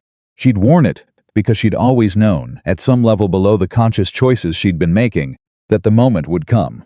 And here it was. At 530 she dressed and picked up the emblem from the table. She held it for a moment. Then she pinned it exactly where it always was, beneath her right collar. Technical non-regulation, the position that was visible to anyone who knew to look. She walked out into the dark toward the range. The installation was quiet. The sounds of normal operations, vehicle movements, distant conversations, the mechanical rhythms of a facility waking up, moved through the air with the quality of something ordinary and unremarkable that was about to become neither. Graves was already at the equipment shed. He looked at her. Looked at the emblem. Looked at her face. Morning, he said. Morning, she said. He handed her a coffee. She took it. They stood together in the shed, not talking, while the dark thinned into something approximating light, and the installation came alive around them. And somewhere beyond the perimeter, a team that had spent 2 years building toward a single operation was making their final preparations based on information she had given them. At 628, Cole appeared at the range entrance. He was 2 minutes early. He was in position. He was ready. She caught his eye across the range. He gave her a single, small nod, not a question, not a request for reassurance. Just acknowledgement. I'm here. I'm ready. Tell me when. She looked at the emblem on her collar, then forward. Whitaker's voice came through the communications channel at 641. Movement at the south perimeter, he said. 3 individuals. They're using a maintenance access route. She set down the coffee. It's starting, Graves said. Yes, she said. She picked up the rifle. Not with anger. Not with the need to prove anything to anyone who had ever underestimated her, or overlooked her, or told her that the weapon in her hands was not for people like her. She picked it up the way she'd always picked it up, with the calm, grounded authority of someone who understood exactly what it was for and exactly what she was willing to do with it. The emblem caught the early light. Ghost Tide had 12 operators once. It had one now, and she was exactly where she needed to be. 3 individuals at the south perimeter meant 3 individuals who believed they were walking into an unguarded window. Maya had 30 seconds to decide how she wanted to use that belief. She used them well. Graves, she said, not looking at him, her eyes already mapping the range layout against the movement Whitaker had reported. Equipment shed. Stay on the channel. Don't move unless I tell you. Copy, he said. No argument. No questions. 6 years of reading people had taught her that the ones worth trusting were the ones who didn't need the full picture to execute their piece of it. She keyed the comm. Parrish, Renner's room. Make sure he stays there. If he hears anything and tries to move, already on it, Parrish said. 2 people on his door. Whitaker, where are they now? Past the maintenance gate. Moving along the service corridor toward the equipment complex. A pause. They're good. Movement discipline is professional. I know, she said. I trained against better. She looked across the range at Cole. He was at his position, rifle in his hands, posture exactly the way she'd shown him, weight balanced, grip firm without tension, breathing steady. He was watching her. She gave him the hand signal she'd shown him the previous morning, the one that meant hold position and watch my lead. He gave her a small nod back. She moved not toward the incoming team, perpendicular to them, using the angle she'd identified the night before as the one that gave her the best sightlines without requiring her to expose her position to anyone coming through the service corridor. She moved the way she'd always moved in the field. No wasted motion, no hesitation. The body doing exactly what the mind directed, without the lag of uncertainty. The range was quiet. The installation around it was not yet fully awake. Whatever the three people coming through the service corridor expected to find, it wasn't this a facility where the person who'd been doing equipment maintenance for 11 weeks had spent those 11 weeks memorizing every angle, every approach, every position that mattered. She settled into the position she'd chosen. She controlled her breathing.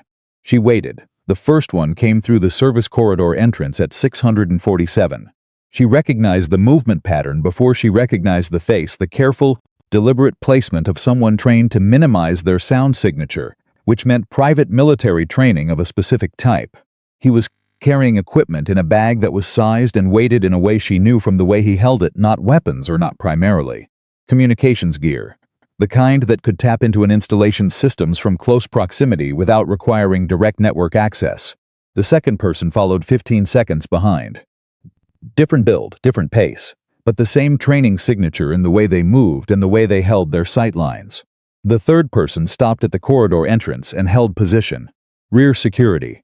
The team was covering its own back, which was professional and exactly what she'd anticipated and had already accounted for. She keyed the comm once quietly. Three-person team. First two moving toward the equipment complex. Third holding rear security at the corridor entrance. Their primary objective is the communications array, not the personnel. A pause. Do not move on them yet. Let them commit. Whitaker's voice came back, controlled, understood. Cole, she said. Here, he said through the comm. Rear security, southeast position. Don't engage. Just watch. If he moves, tell me direction and speed. Copy. She tracked the first two through the early morning. They were moving well. If she hadn't known they were coming, if this had been the unguarded window they believed it was, they would have reached the communications array without detection. She allowed herself to acknowledge that, because it was true, and because underestimating a capable adversary was the mistake that ended operations and ended careers and ended lives.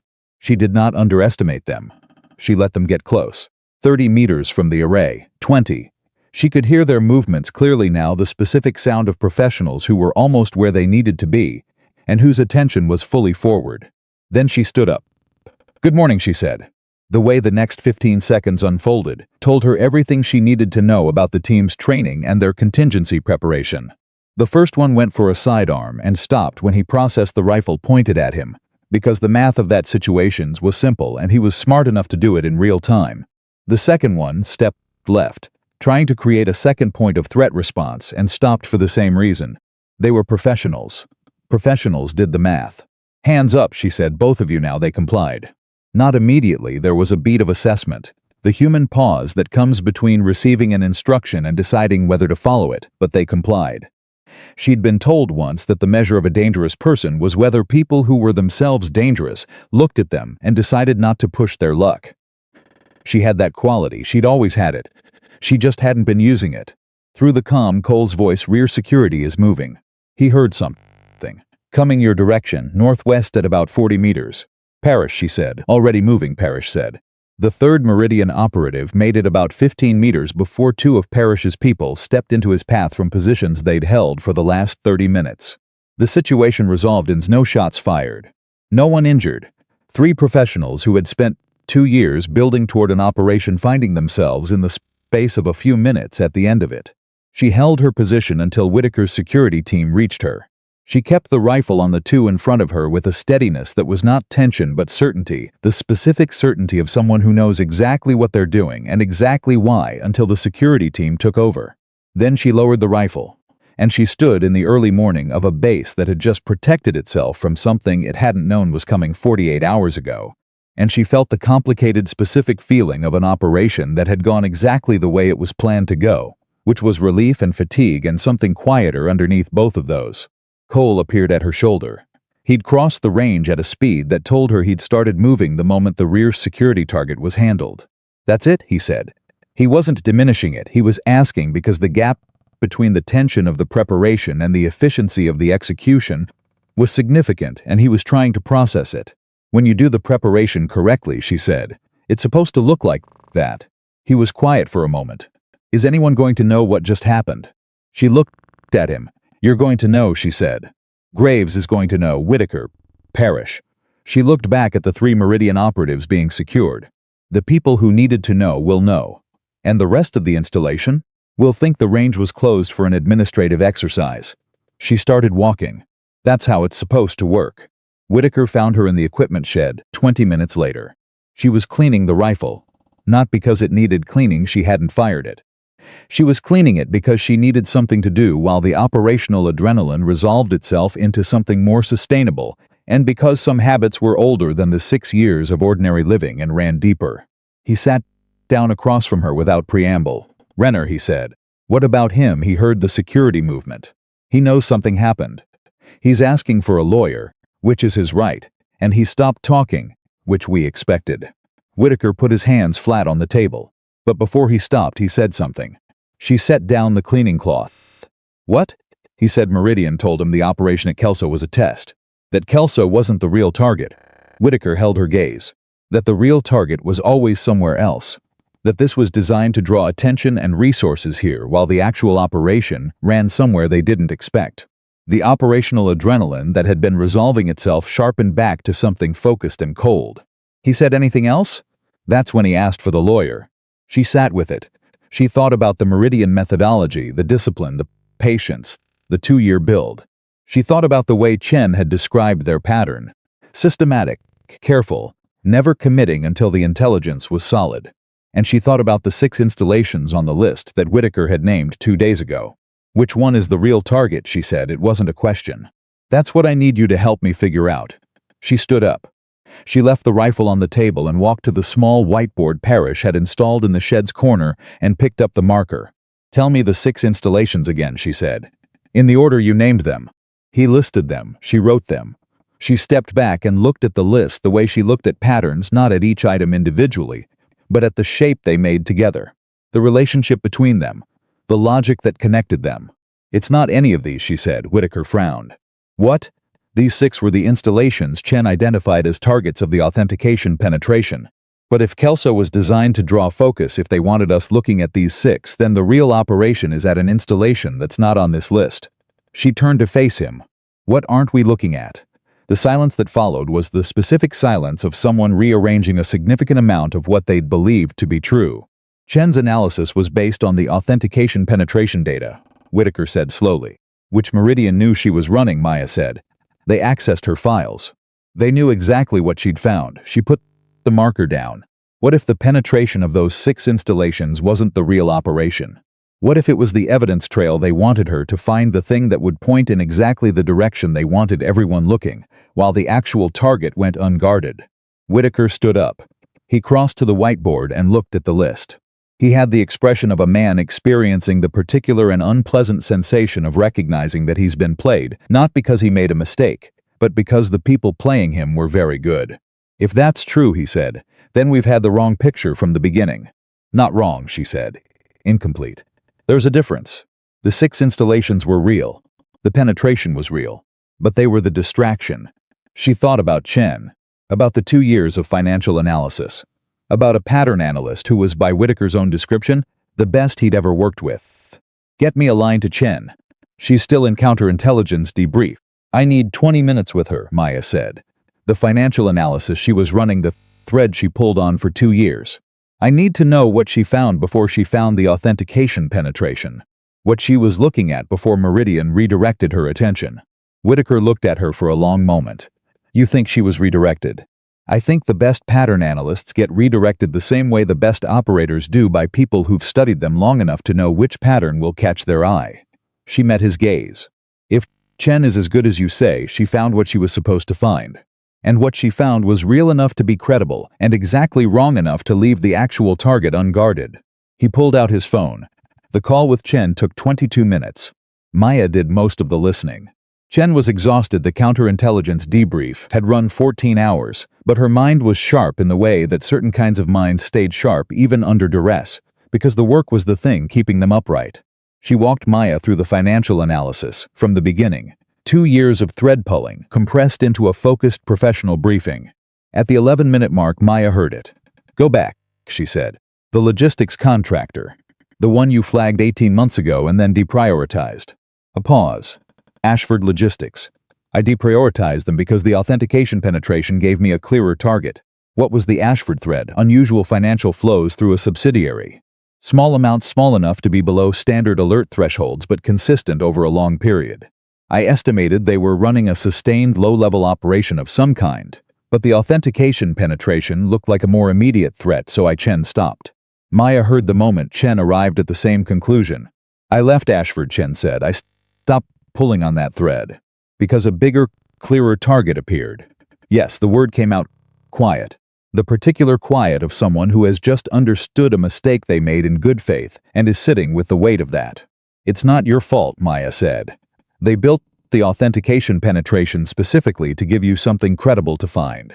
They knew your methodology well enough to know what would redirect you." She looked at Whitaker across the room. "Where does Ashford Logistics operate?" Chen named the location without hesitation. It was not on the list of 6 installations. It was something different. Something that made Whitaker go very still when Maya looked at him, and he understood what she was telling him. "How long to Ashford's primary operation site?" she asked Whitaker. "By air, 40 minutes." She picked up the rifle. The conversation with Whitaker about what came next was not long, because long conversations in situations with moving timelines were a luxury, and this was not a situation with a stationary one. He made the case for a full response team. She made the case for speed. They arrived at a compromise that was weighted towards speed because she made the better argument, and he was experienced enough to know when someone had made the better argument.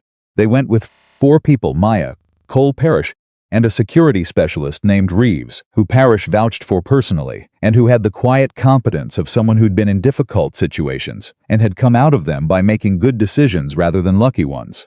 Cole, when told he was going, had exactly one question. "What do you need from me?" "What I've needed from the beginning," she said. "Someone who does what I tell him, when I tell him, without needing it explained." "Can you do that?" "Yes," he said. "No performance. No posturing. Just the clean, direct answer of someone who'd been working for 2 days to become the person that answer required him to be." "Then let's go," she said. On the way to the aircraft, Graves stopped her.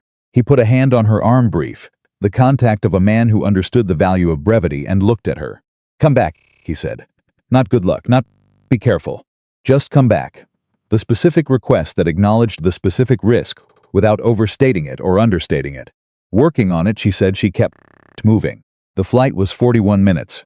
Maya spent the first 15 going over what Chen had given them on Ashford: the financial flows, the operational pattern, the estimated scope. The middle 10 she spent mapping the facility layout from memory, because she'd seen the facility briefly on a different operation in her ghost-tied second cycle, and the layout was in her mind, the way facility layouts always were recorded, indexed, available. The last 16 minutes she spent in the specific internal quiet that she'd trained herself into before operations. Not meditation, not relaxation. The deliberate settling of every resource toward the work ahead. Cole sat across from her and watched her go through it. He didn't interrupt. At the 30-minute mark, he said, "Is this what it was like?" "Ghost-tied." She opened her eyes. "What do you mean this?" "Moving fast on limited intelligence. Small team, high stakes." He looked out the aircraft's window. "I've trained for this, conceptually. But the training has nets. Safety margins. The worst case in training is failure, which means reset and go again." He looked back at her. "This doesn't have that." "No," she said, "it doesn't." "How do you handle that? The absence of the net?" She thought about how to answer honestly. "You build the net into your preparation," she said. "Every decision you made before you get to the moment of no margin, those are the net. The early sleep you didn't take, the breathing drill you didn't anchor, the equipment check you skipped, those are the holes in the net." She met his eyes. "You spent yesterday evening drilling the breathing correction. Until 2200, he said, then your net is better than it was Monday morning." He absorbed that in yours. She was quiet for a moment. "I've been building mine for 15 years, she said. "With some gaps. but the gaps are smaller than they were a week ago. He held her gaze for a moment, then he nodded once the nod she was starting to recognize as his particular version of understood and accepted, and he went back to his own pre-operation quiet. Parrish leaned forward from the seat behind her. 20 minutes, he said. She closed her eyes again. The Ashford facility was a logistics hub officially. Warehousing, distribution, freight management for several Defense Department contracts. The kind of operation that processed enormous quantities of equipment and information, and was exactly the type of infrastructure that looked boring until you understood what moved through it. What was moving through it, according to Chen's financial thread, was something else entirely. The facility had 2 people at the entrance when they arrived not armed, which told her either that Meridian believed their cover was intact, or that they kept the armed personnel inside. She didn't intend to find out which by walking through the front. They went through a service entrance that Parrish had confirmed was accessible based on the facility blueprints Chen had sent. Maya went first. Reeves took the rear. Cole and Parrish in the middle, with the precise spacing she'd specified on the aircraft. The first 10 minutes inside the facility were quiet in a way that was either genuine or manufactured, and she proceeded as though it could be either until she had reason to determine which. The reason arrived at the 12-minute mark, when they turned a corner and found themselves face to face with a man she recognized. Not from Kelso, not from the 3 operatives that morning. She recognized him from a photograph in a file she'd read in the Ghost Tide second cycle, a file about the network they'd disrupted, the one that was supposed to be finished. His name was Carver. He'd been the operational director of the network's eastern wing when Ghost Tide had shut it down. He'd disappeared afterward, which had been listed in the operational debrief as confirmed non-operational, because the working assumption had been that without the network structure, he had no operational capacity. The working assumption had been wrong. He looked at her with the expression of someone who has also just recognized someone from a long time ago. Captain Reyes, he said. The fact that he knew her name, her real name, the name that was in the sealed Ghost Tide files, told her something she had not known 30 seconds ago. The authentication penetration had reached further into the classified system than Chen had identified. It had reached the Ghost Tide files. He knew who she was. He'd known before today. The entire operation, the protocol code, the Kelso penetration, the observation team, Renner, the entire sequence might not have been Meridian building toward an operation that Maya happened to be positioned to intercept. It might have been Meridian building toward Maya. The understanding landed in her chest with the cold specificity of a diagnosis. You drew me out, she said. You were always going to come out eventually, Carver said. The emblem was a flag. We've had people watching Ghost Tide-associated installations for 2 years. He looked at her rifle. But I have to say I expected it to take longer. Beside her, she felt Cole's stillness change quality, the shift from controlled patience to operational readiness. Cole, she said quietly. Ready, he said. Parrish. Not looking away from Carver. How many other people in this facility? Parrish had been running a quiet scan since entry. 4, he said. 2 in the northwest section. 2 more at a secondary entrance point, east side. Carver looked at her with the assessing calm of a man who believed he'd reached the position he wanted and was now managing the conversation from that position. You stopped our Kelso operation, he said. I won't pretend that isn't an inconvenience. But you're 4 people in a facility I control, and whatever you think you've accomplished this morning, you're a long way from done. You're right, she said. We're 4 people. She looked at him steadily. But you spent 2 years trying to flush out one of us. Which tells me you've thought very carefully about what that one person represents. She tilted her head. Why? What is it about Ghost Tide that scared Meridian badly enough to spend 2 years and significant resources just to locate the surviving operator? Something moved in his face much. But enough. The files, he said. She'd arrived at it before he said it. The Ghost Tide operational files, the full second cycle documentation, the mission records that are sealed at Secretary of Defense level. She kept her voice even. You didn't just penetrate the authentication system to locate me. You were trying to find the access key. In Ghost Tide's classified architecture, certain operational records could only be decrypted using a biometric authentication linked to the lead operator's profile. It was a security measure designed for exactly this scenario, the possibility that an adversary might access the file system but not be able to read the files that mattered most. The theory had been that the records were useless without the person, which meant Carver needed her alive, which changed the operational math significantly. Cole, she said. Yeah, Carver needs me functional. The other 4 don't care either way about us. She kept her eyes on Carver. Parrish Reeves, you have the northwest section. Cole, east entrance. She looked at Carver. And you and I are going to have a much more honest conversation. Carver looked at the rifle, at her face, at the emblem on her collar. You're very confident for someone in a facility full of my people, he said. I was the lead operator of a classified unit that did 12 missions in conditions worse than this, she said. And I'm the only one of 12 still walking. Confidence has a basis. She took one step toward him. The files you want access to. The second cycle record. They document every asset, every network, every operational detail of everything Ghosttide disrupted, including the eastern wing you were running. Another step. If those files are decrypted and entered into federal evidence, and they will be, because that's why Chen's financial thread matters, because it establishes the legal framework for a criminal proceeding, then every person who rebuilt what we dismantled is finished. Not operationally finished. Legally, permanently, completely finished. He was very still. I came here to stop an operation, she said. But you already knew I was coming. Which means you had a choice, and you made the choice to be here. She stopped 2 meters from him. So let's talk about what happens next. Through the comm, Parrish's voice, northwest section secure. 2 down, no casualties. Then Reeves, east entrance, secured. The other ran. 1 at large. She filed it. Carver heard the comms.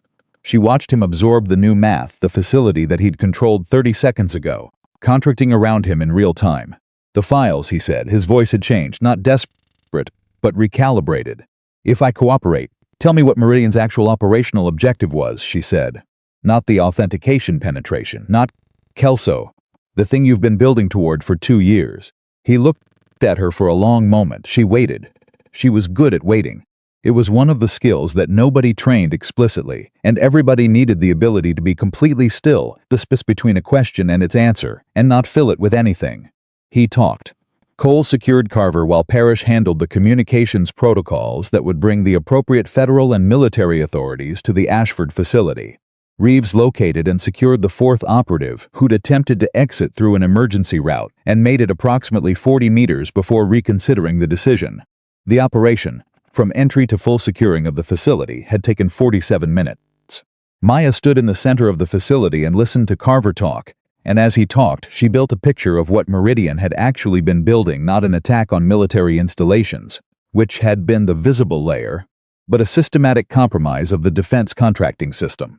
A scheme that had used the authentication penetrations not to gather intelligence for a military operation, but to access procurement systems, falsify equipment inspections, and channel military spending through shell companies back to an international network that had been running under a dozen different names since before Ghosttide had first disrupted it. It was not what she'd expected. It was in some ways worse than what she'd expected, not because the immediate physical stakes were as high as a direct military attack, but because it was the kind of corruption that hollowed things out from the inside. That made the equipment unreliable. That made the people who depended on that equipment vulnerable in ways they'd never see coming. That made every soldier who picked up a weapon and trusted it to work a potential casualty of something that happened in a procurement office and never made headlines. She thought about Holloway, his scope mount, the fracture that no one had caught. She thought about the equipment she'd been maintaining for 11 weeks, and about every technician at every installation who ran the same checks she did, and about what it meant if those checks were being compromised upstream. When Carver finished, she looked at him with the particular expression that came from understanding something fully, and from finding it exactly as bad as it should be. You've been doing this for 2 years, she said. Longer, he said.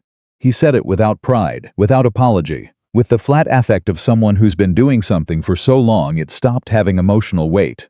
And the Ghosttide files, she said. You weren't just trying to locate me. No. You wanted the second cycle mission records because they document the original network's financial structure. The one we dismantled. The reconstruction used the same architecture, he said. If those records were read by the right people, they'd see the pattern, she said. They'd understand what was being rebuilt, yes. She nodded slowly. Then those files need to be part of the legal record. He said nothing. Which means I'm going to have to authorize the decryption, she said. Which means my name, and Ghosttide, and everything sealed under that classification level, is going into a federal proceeding. Parrish glanced at her from across the room. He heard what that meant. She saw it in his face. She'd known it as a possibility since the aircraft. She'd let it sit at the edge of her thinking, not ignored but deferred, The way you deferred something irreversible until the moment it was necessary. It was necessary now. What does that mean for you? Cole asked. He was standing behind Carver and he asked it quietly, not loudly, not publicly, just for her. She thought about it honestly. It meant her real name in a federal record. It meant the end of Bennett as a life. It meant Maya Reyes, Captain, ghost-tied, returning to a version of official existence she'd left 6 years ago. It meant Whitaker having a very strong argument for the conversation she'd been deferring. It meant the door she'd been holding shut, then decided wasn't shut, then held shut again. That door was now off its hinges entirely. It means things change, she said. Good change or bad change. She looked at the emblem on her collar, at the worn silver-threaded symbol that she'd polished for 6 years and worn in a non-regulation position, and never been able to explain to anyone's satisfaction, including her own. Necessary change, she said. Which is different from both. Whitaker's voice came through the comm. Maya, status. She looked around the facility. Carver secured. 4 Meridian operatives in custody. The communications architecture intact for the federal handoff. The operational objective complete. The story of what had taken 2 years to build was now in the hands of people who could dismantle it properly. She thought about the answer she'd promised Whitaker when this resolved. Status is secure, she said. A pause. And General, I'll take that conversation now. The one I've been owing you. The silence that came back from his end was the specific silence of a man who'd been waiting for exactly those words, and had enough discipline not to say anything that might make her take them back. I'll be at Kelso when you land, he said. Copy, she said. She looked at Cole. At Parrish. At Reeves, checking the perimeter one final time, out of the habit of professionals who knew that done and finished were different words. She looked at the facility around her, the ordinary-looking infrastructure of an operation that had been corrupt at its core and had been building towards something that would have cost people who never knew. Their name something they couldn't afford to lose. She thought about Graves asking what she was still here for. She finally had an answer that wasn't about proximity or habit or the need for purpose in a form she recognized. She was here because the work wasn't done. Because there were Holloways at every installation trusting their equipment. Because there were Chens following financial threads that someone was always trying to redirect.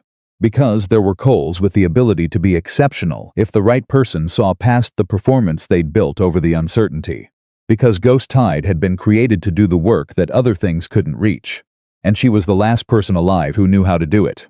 She picked up the rifle and walked out toward the aircraft.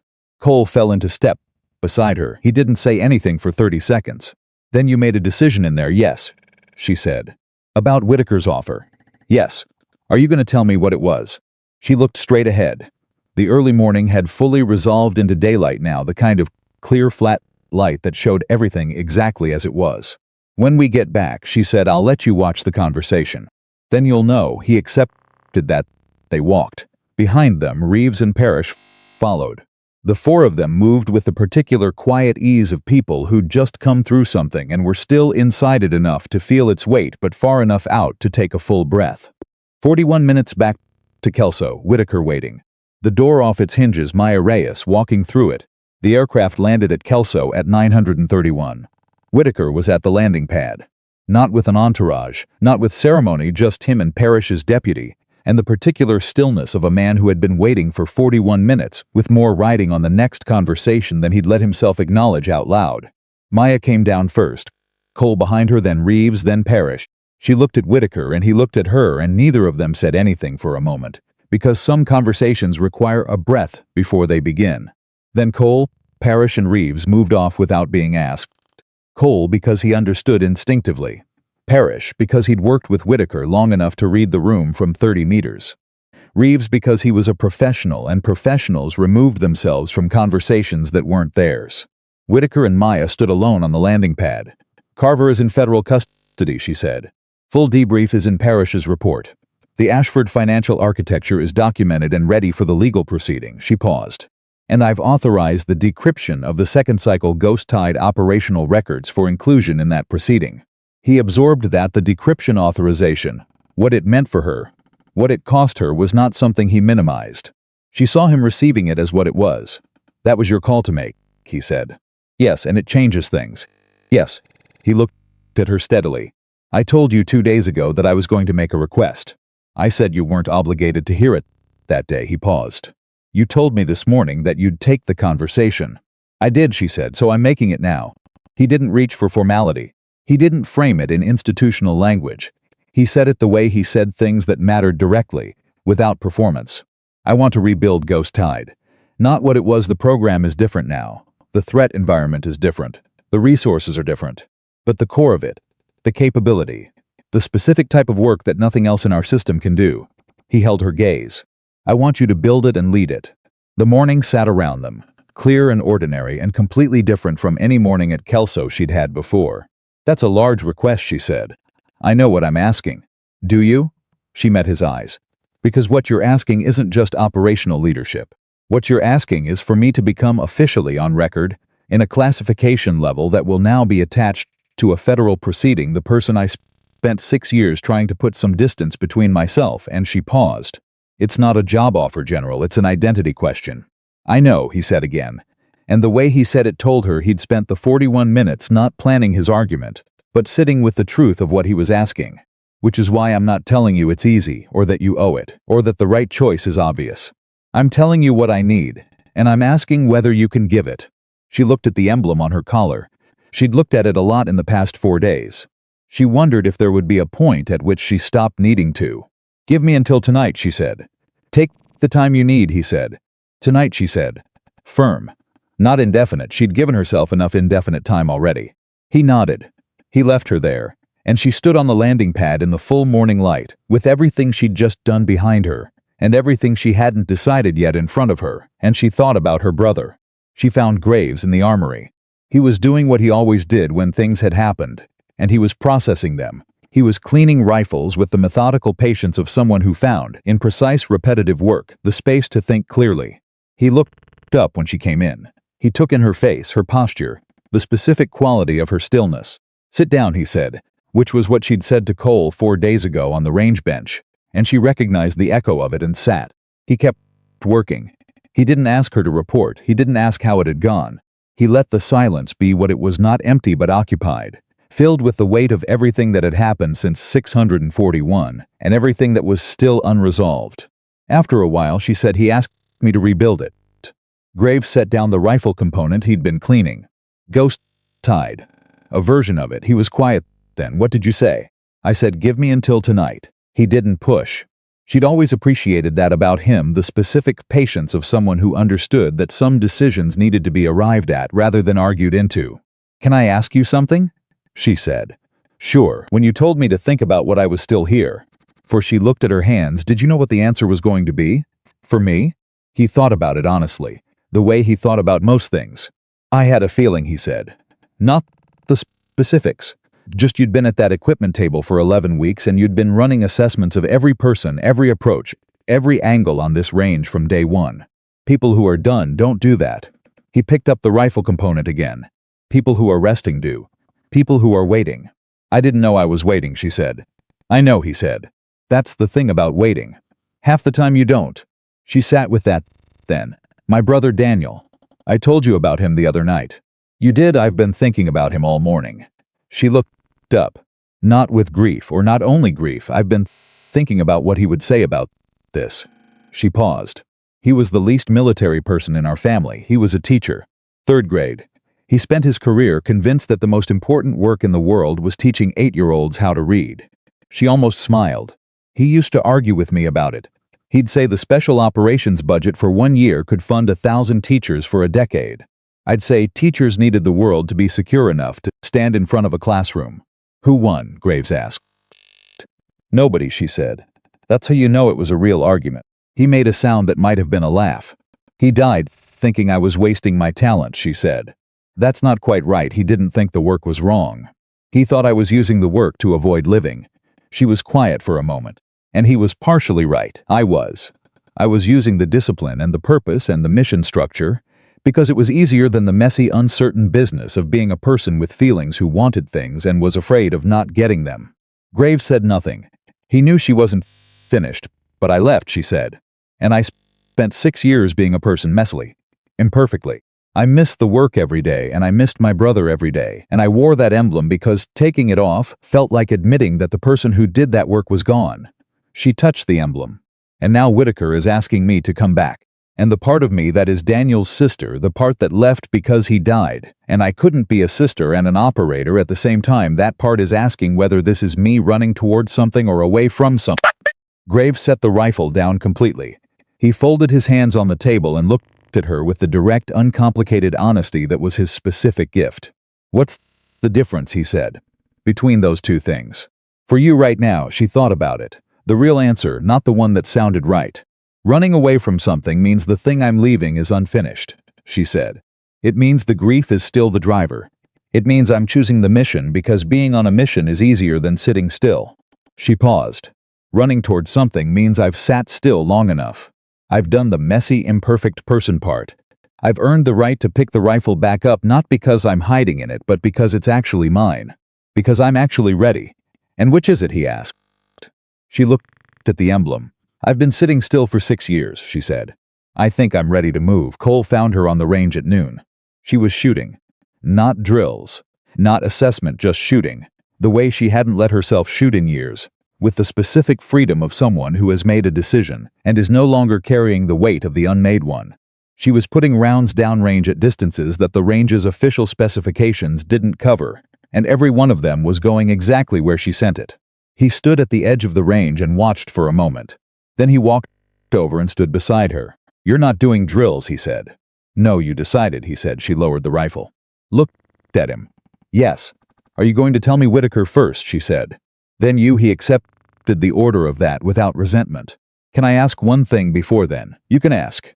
He looked downrange at the targets, the ones at distances he knew he couldn't match yet, and that she'd put rounds through without apparent effort. He turned back to her. "I've been thinking about what you said on the aircraft. About preparation being the net." He squared up to her with the directness that was his best quality when he didn't let performance override it. "I want to be better, not evaluation better, not record better. The kind of better that means something when there's no safety margin." He paused. "I want to be the kind of better that you would actually trust." The request was real. She heard it as real. Not a career calculation, not an attempt to attach himself to her trajectory. The specific request of a young officer who had spent 4 days watching someone operate at a level he hadn't known was possible, and had decided that the only acceptable response was to reach for it himself. "Then here's what that looks like," she said. "It looks like the breathing correction until it's reflex. It looks like studying the pattern analysis methodology, not because you need to be Chen, but because operators who understand intelligence work make better decisions in the field. It looks like learning to read a room the way Graves reads a room without looking like you're reading it." She met his eyes. "It looks like 4 or 5 more years of difficult, unglamorous work before anyone else would describe you the way you're asking me to describe you." He didn't flinch. "Okay," he said. "Okay," she said. "Then we'll see." She picked up the rifle again. She sent one more round downrange, dead center at a distance that made the range safety officer, who'd come to investigate the shooting, blink twice and go quietly back to his station. She set the rifle down. "Come on," she said. "I've got a conversation to have." She went to Whitaker at 1400. He was in the temporary operations center, which was already being packed down, the classified materials being processed for transport, the infrastructure of the last 4 days dissolving back into the institutional normal that it would become in the official record. He was reading a document when she came in, and he set it down and gave her his full attention in the specific way he always gave his full attention, completely, without performance. She sat across from him. She said yes. He was very still for a moment. "Not the same program," she said. "Not 12 operators running black operations that disappear from the record. The world has moved. The threat has moved. What Meridian built, the financial penetration, the procurement corruption, the infrastructure attack, that's the threat environment now. It's not soldiers on a battlefield. It's contractors in procurement offices. It's authentication systems and financial threads and the quiet systematic hollowing out of the things that people like Cole trust with their lives." She leaned forward. "Ghost Tide needs to work in that environment. It needs people who can do what Chen does and what Graves does and what I do. It needs to be a different kind of unit." "Tell me what that looks like," he said. She told him. It took 40 minutes. She'd been building the architecture in the back of her mind for the last 4 days without fully acknowledging that she was doing it the way the best plans got made, in the space between the problem and the decision. She laid it out with the clarity of someone who'd been thinking about it at operational depth, and Whitaker listened with the attention of someone who understood what he was hearing. When she finished, he was quiet for a moment. That's not what Ghost Tide was, he said. No, she agreed.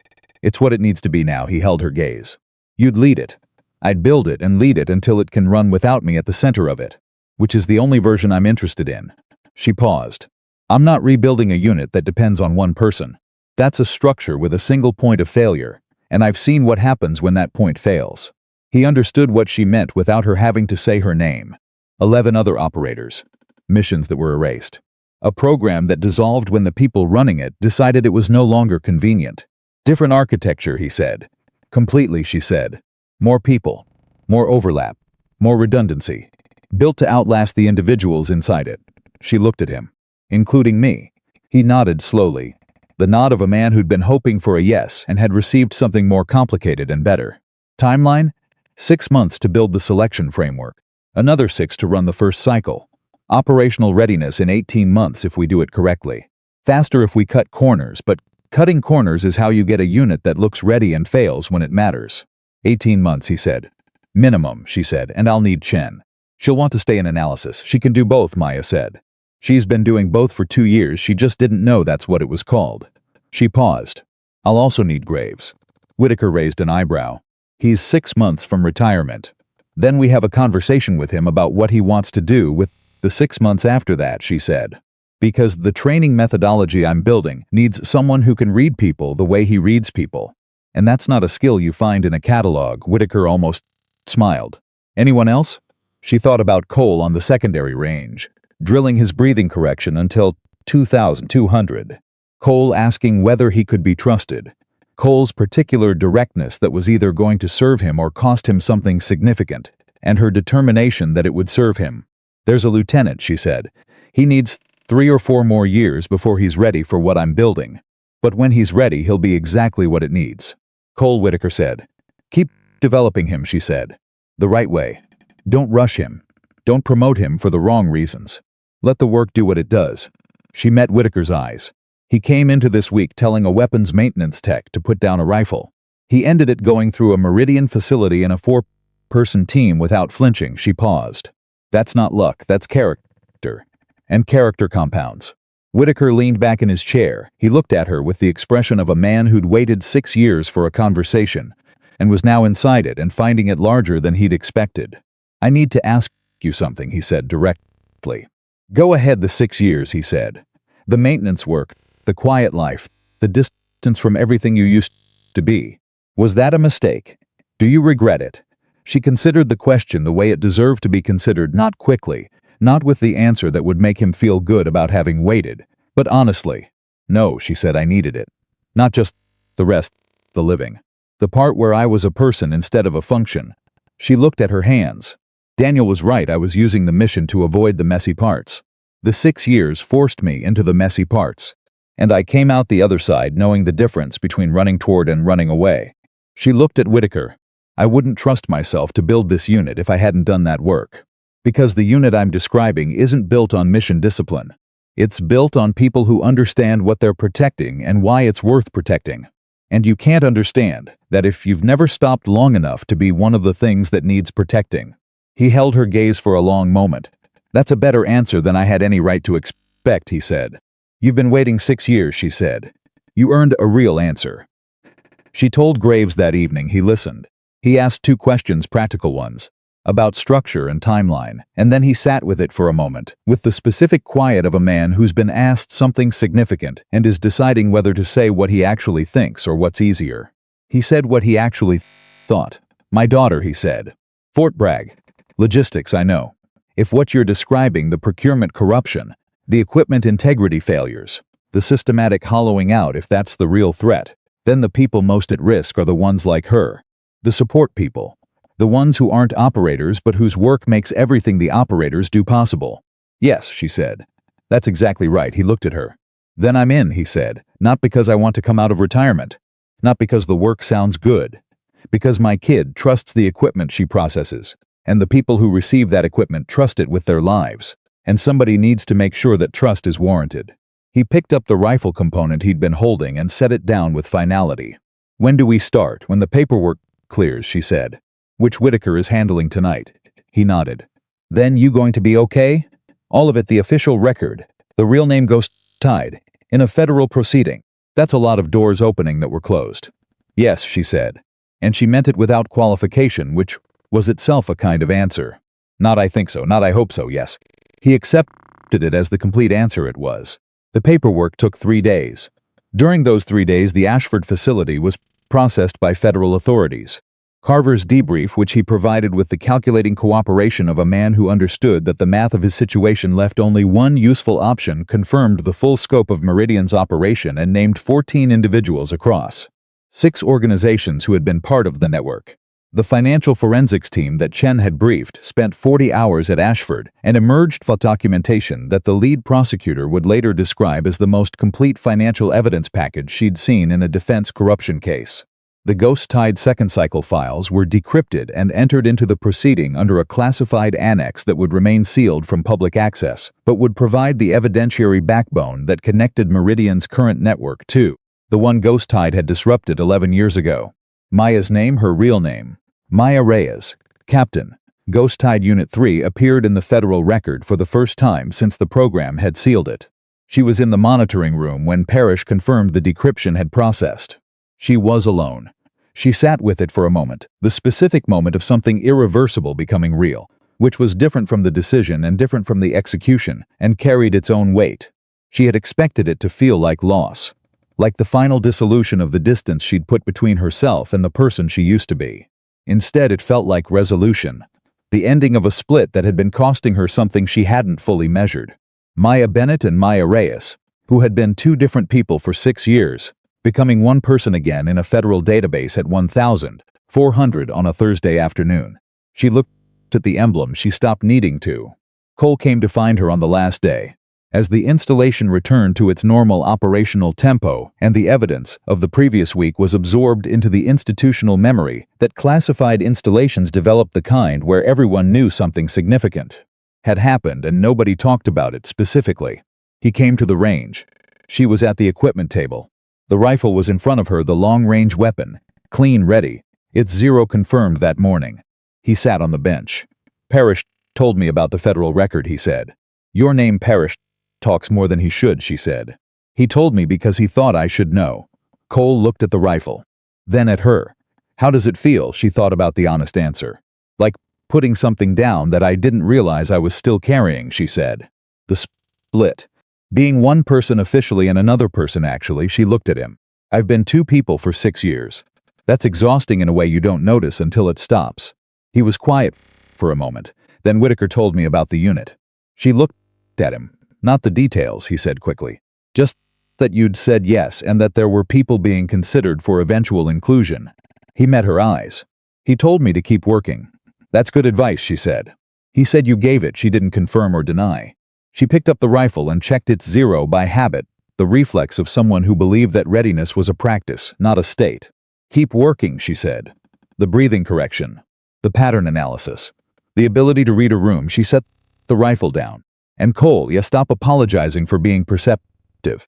The thing that made you walk up to a weapons maintenance tech and tell her she should come back, that wasn't arrogance. It was instinct. Stop managing it and start trusting it. He looked at her for a moment. That's the second time you've given me feedback I didn't ask for. You're right, she said. The first time was about your breathing. Did it help? He almost smiled. Yes. Then stop complaining, she said.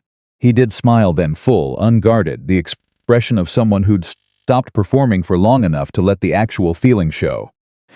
She'd been right about him from the beginning, the way she was usually right about the people who were worth paying attention to. Not perfect, not finished, but real, which was more important than either. What happens now, he said. For you, she looked at the range. At the equipment table she'd worked at for 11 weeks.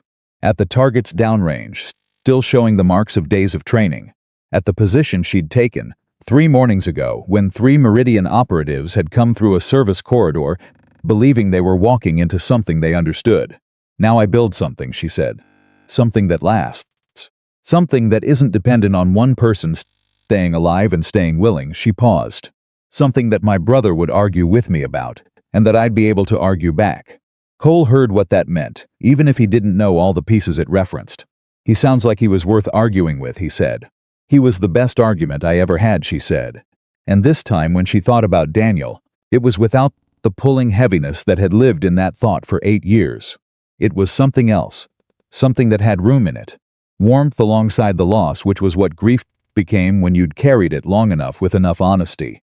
She picked up the rifle one more time, settled into the position, controlled her breathing the way she'd controlled it for 15 years, and would control it for however many more followed. She sent one round downrange clean, certain exactly where she intended it to go, and then she set the rifle down and stepped back. She looked at the emblem. For the first time in 6 years, she didn't feel the split. Didn't feel the woman who wore it, and the woman who tried to explain it existing in different registers of the same life. She felt simply and completely like herself. That was new. That was, she understood, what the 6 years had been building toward, not the return to operational status, not the federal record, not Whitaker's offer or Graves's yes or Cole's 3 more years of becoming. All of those were real and all of them mattered. But what they rested on was this: a woman who had left a war to learn how to be a person, and had learned it thoroughly enough to carry both things without one consuming the other. Maya Reyes had been a ghost.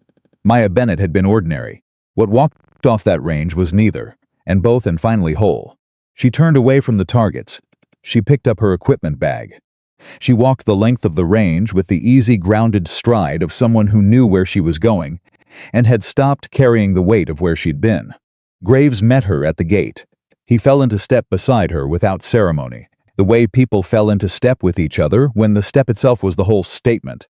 "Ready," he said. "Yes," she said. She didn't hesitate. She didn't qualify it. She said it the way she'd said it to Whitaker the night before, not as hope, not as performance, but as the settled, certain declaration of someone who had done the work of becoming ready and was now prepared to act accordingly. The emblem caught the light as she walked. She didn't look at it. She didn't need to anymore. The ghost had come home. The woman had found her war. And this time, she was fighting it with her whole self, not because she had no other choice, but because she had every choice, and she had chosen this one, freely, clearly, with both eyes open. That was what the emblem had always meant. Not the missions that were erased, not the operators who were gone, not the program that was supposed to be forgotten. It meant the person who showed up anyway, who carried the weight without being crushed by it, who walked onto a range on an ordinary morning and put a round dead center at 800 meters in front of people who had already decided she couldn't, and who was still here, still standing, still exactly who she had always been.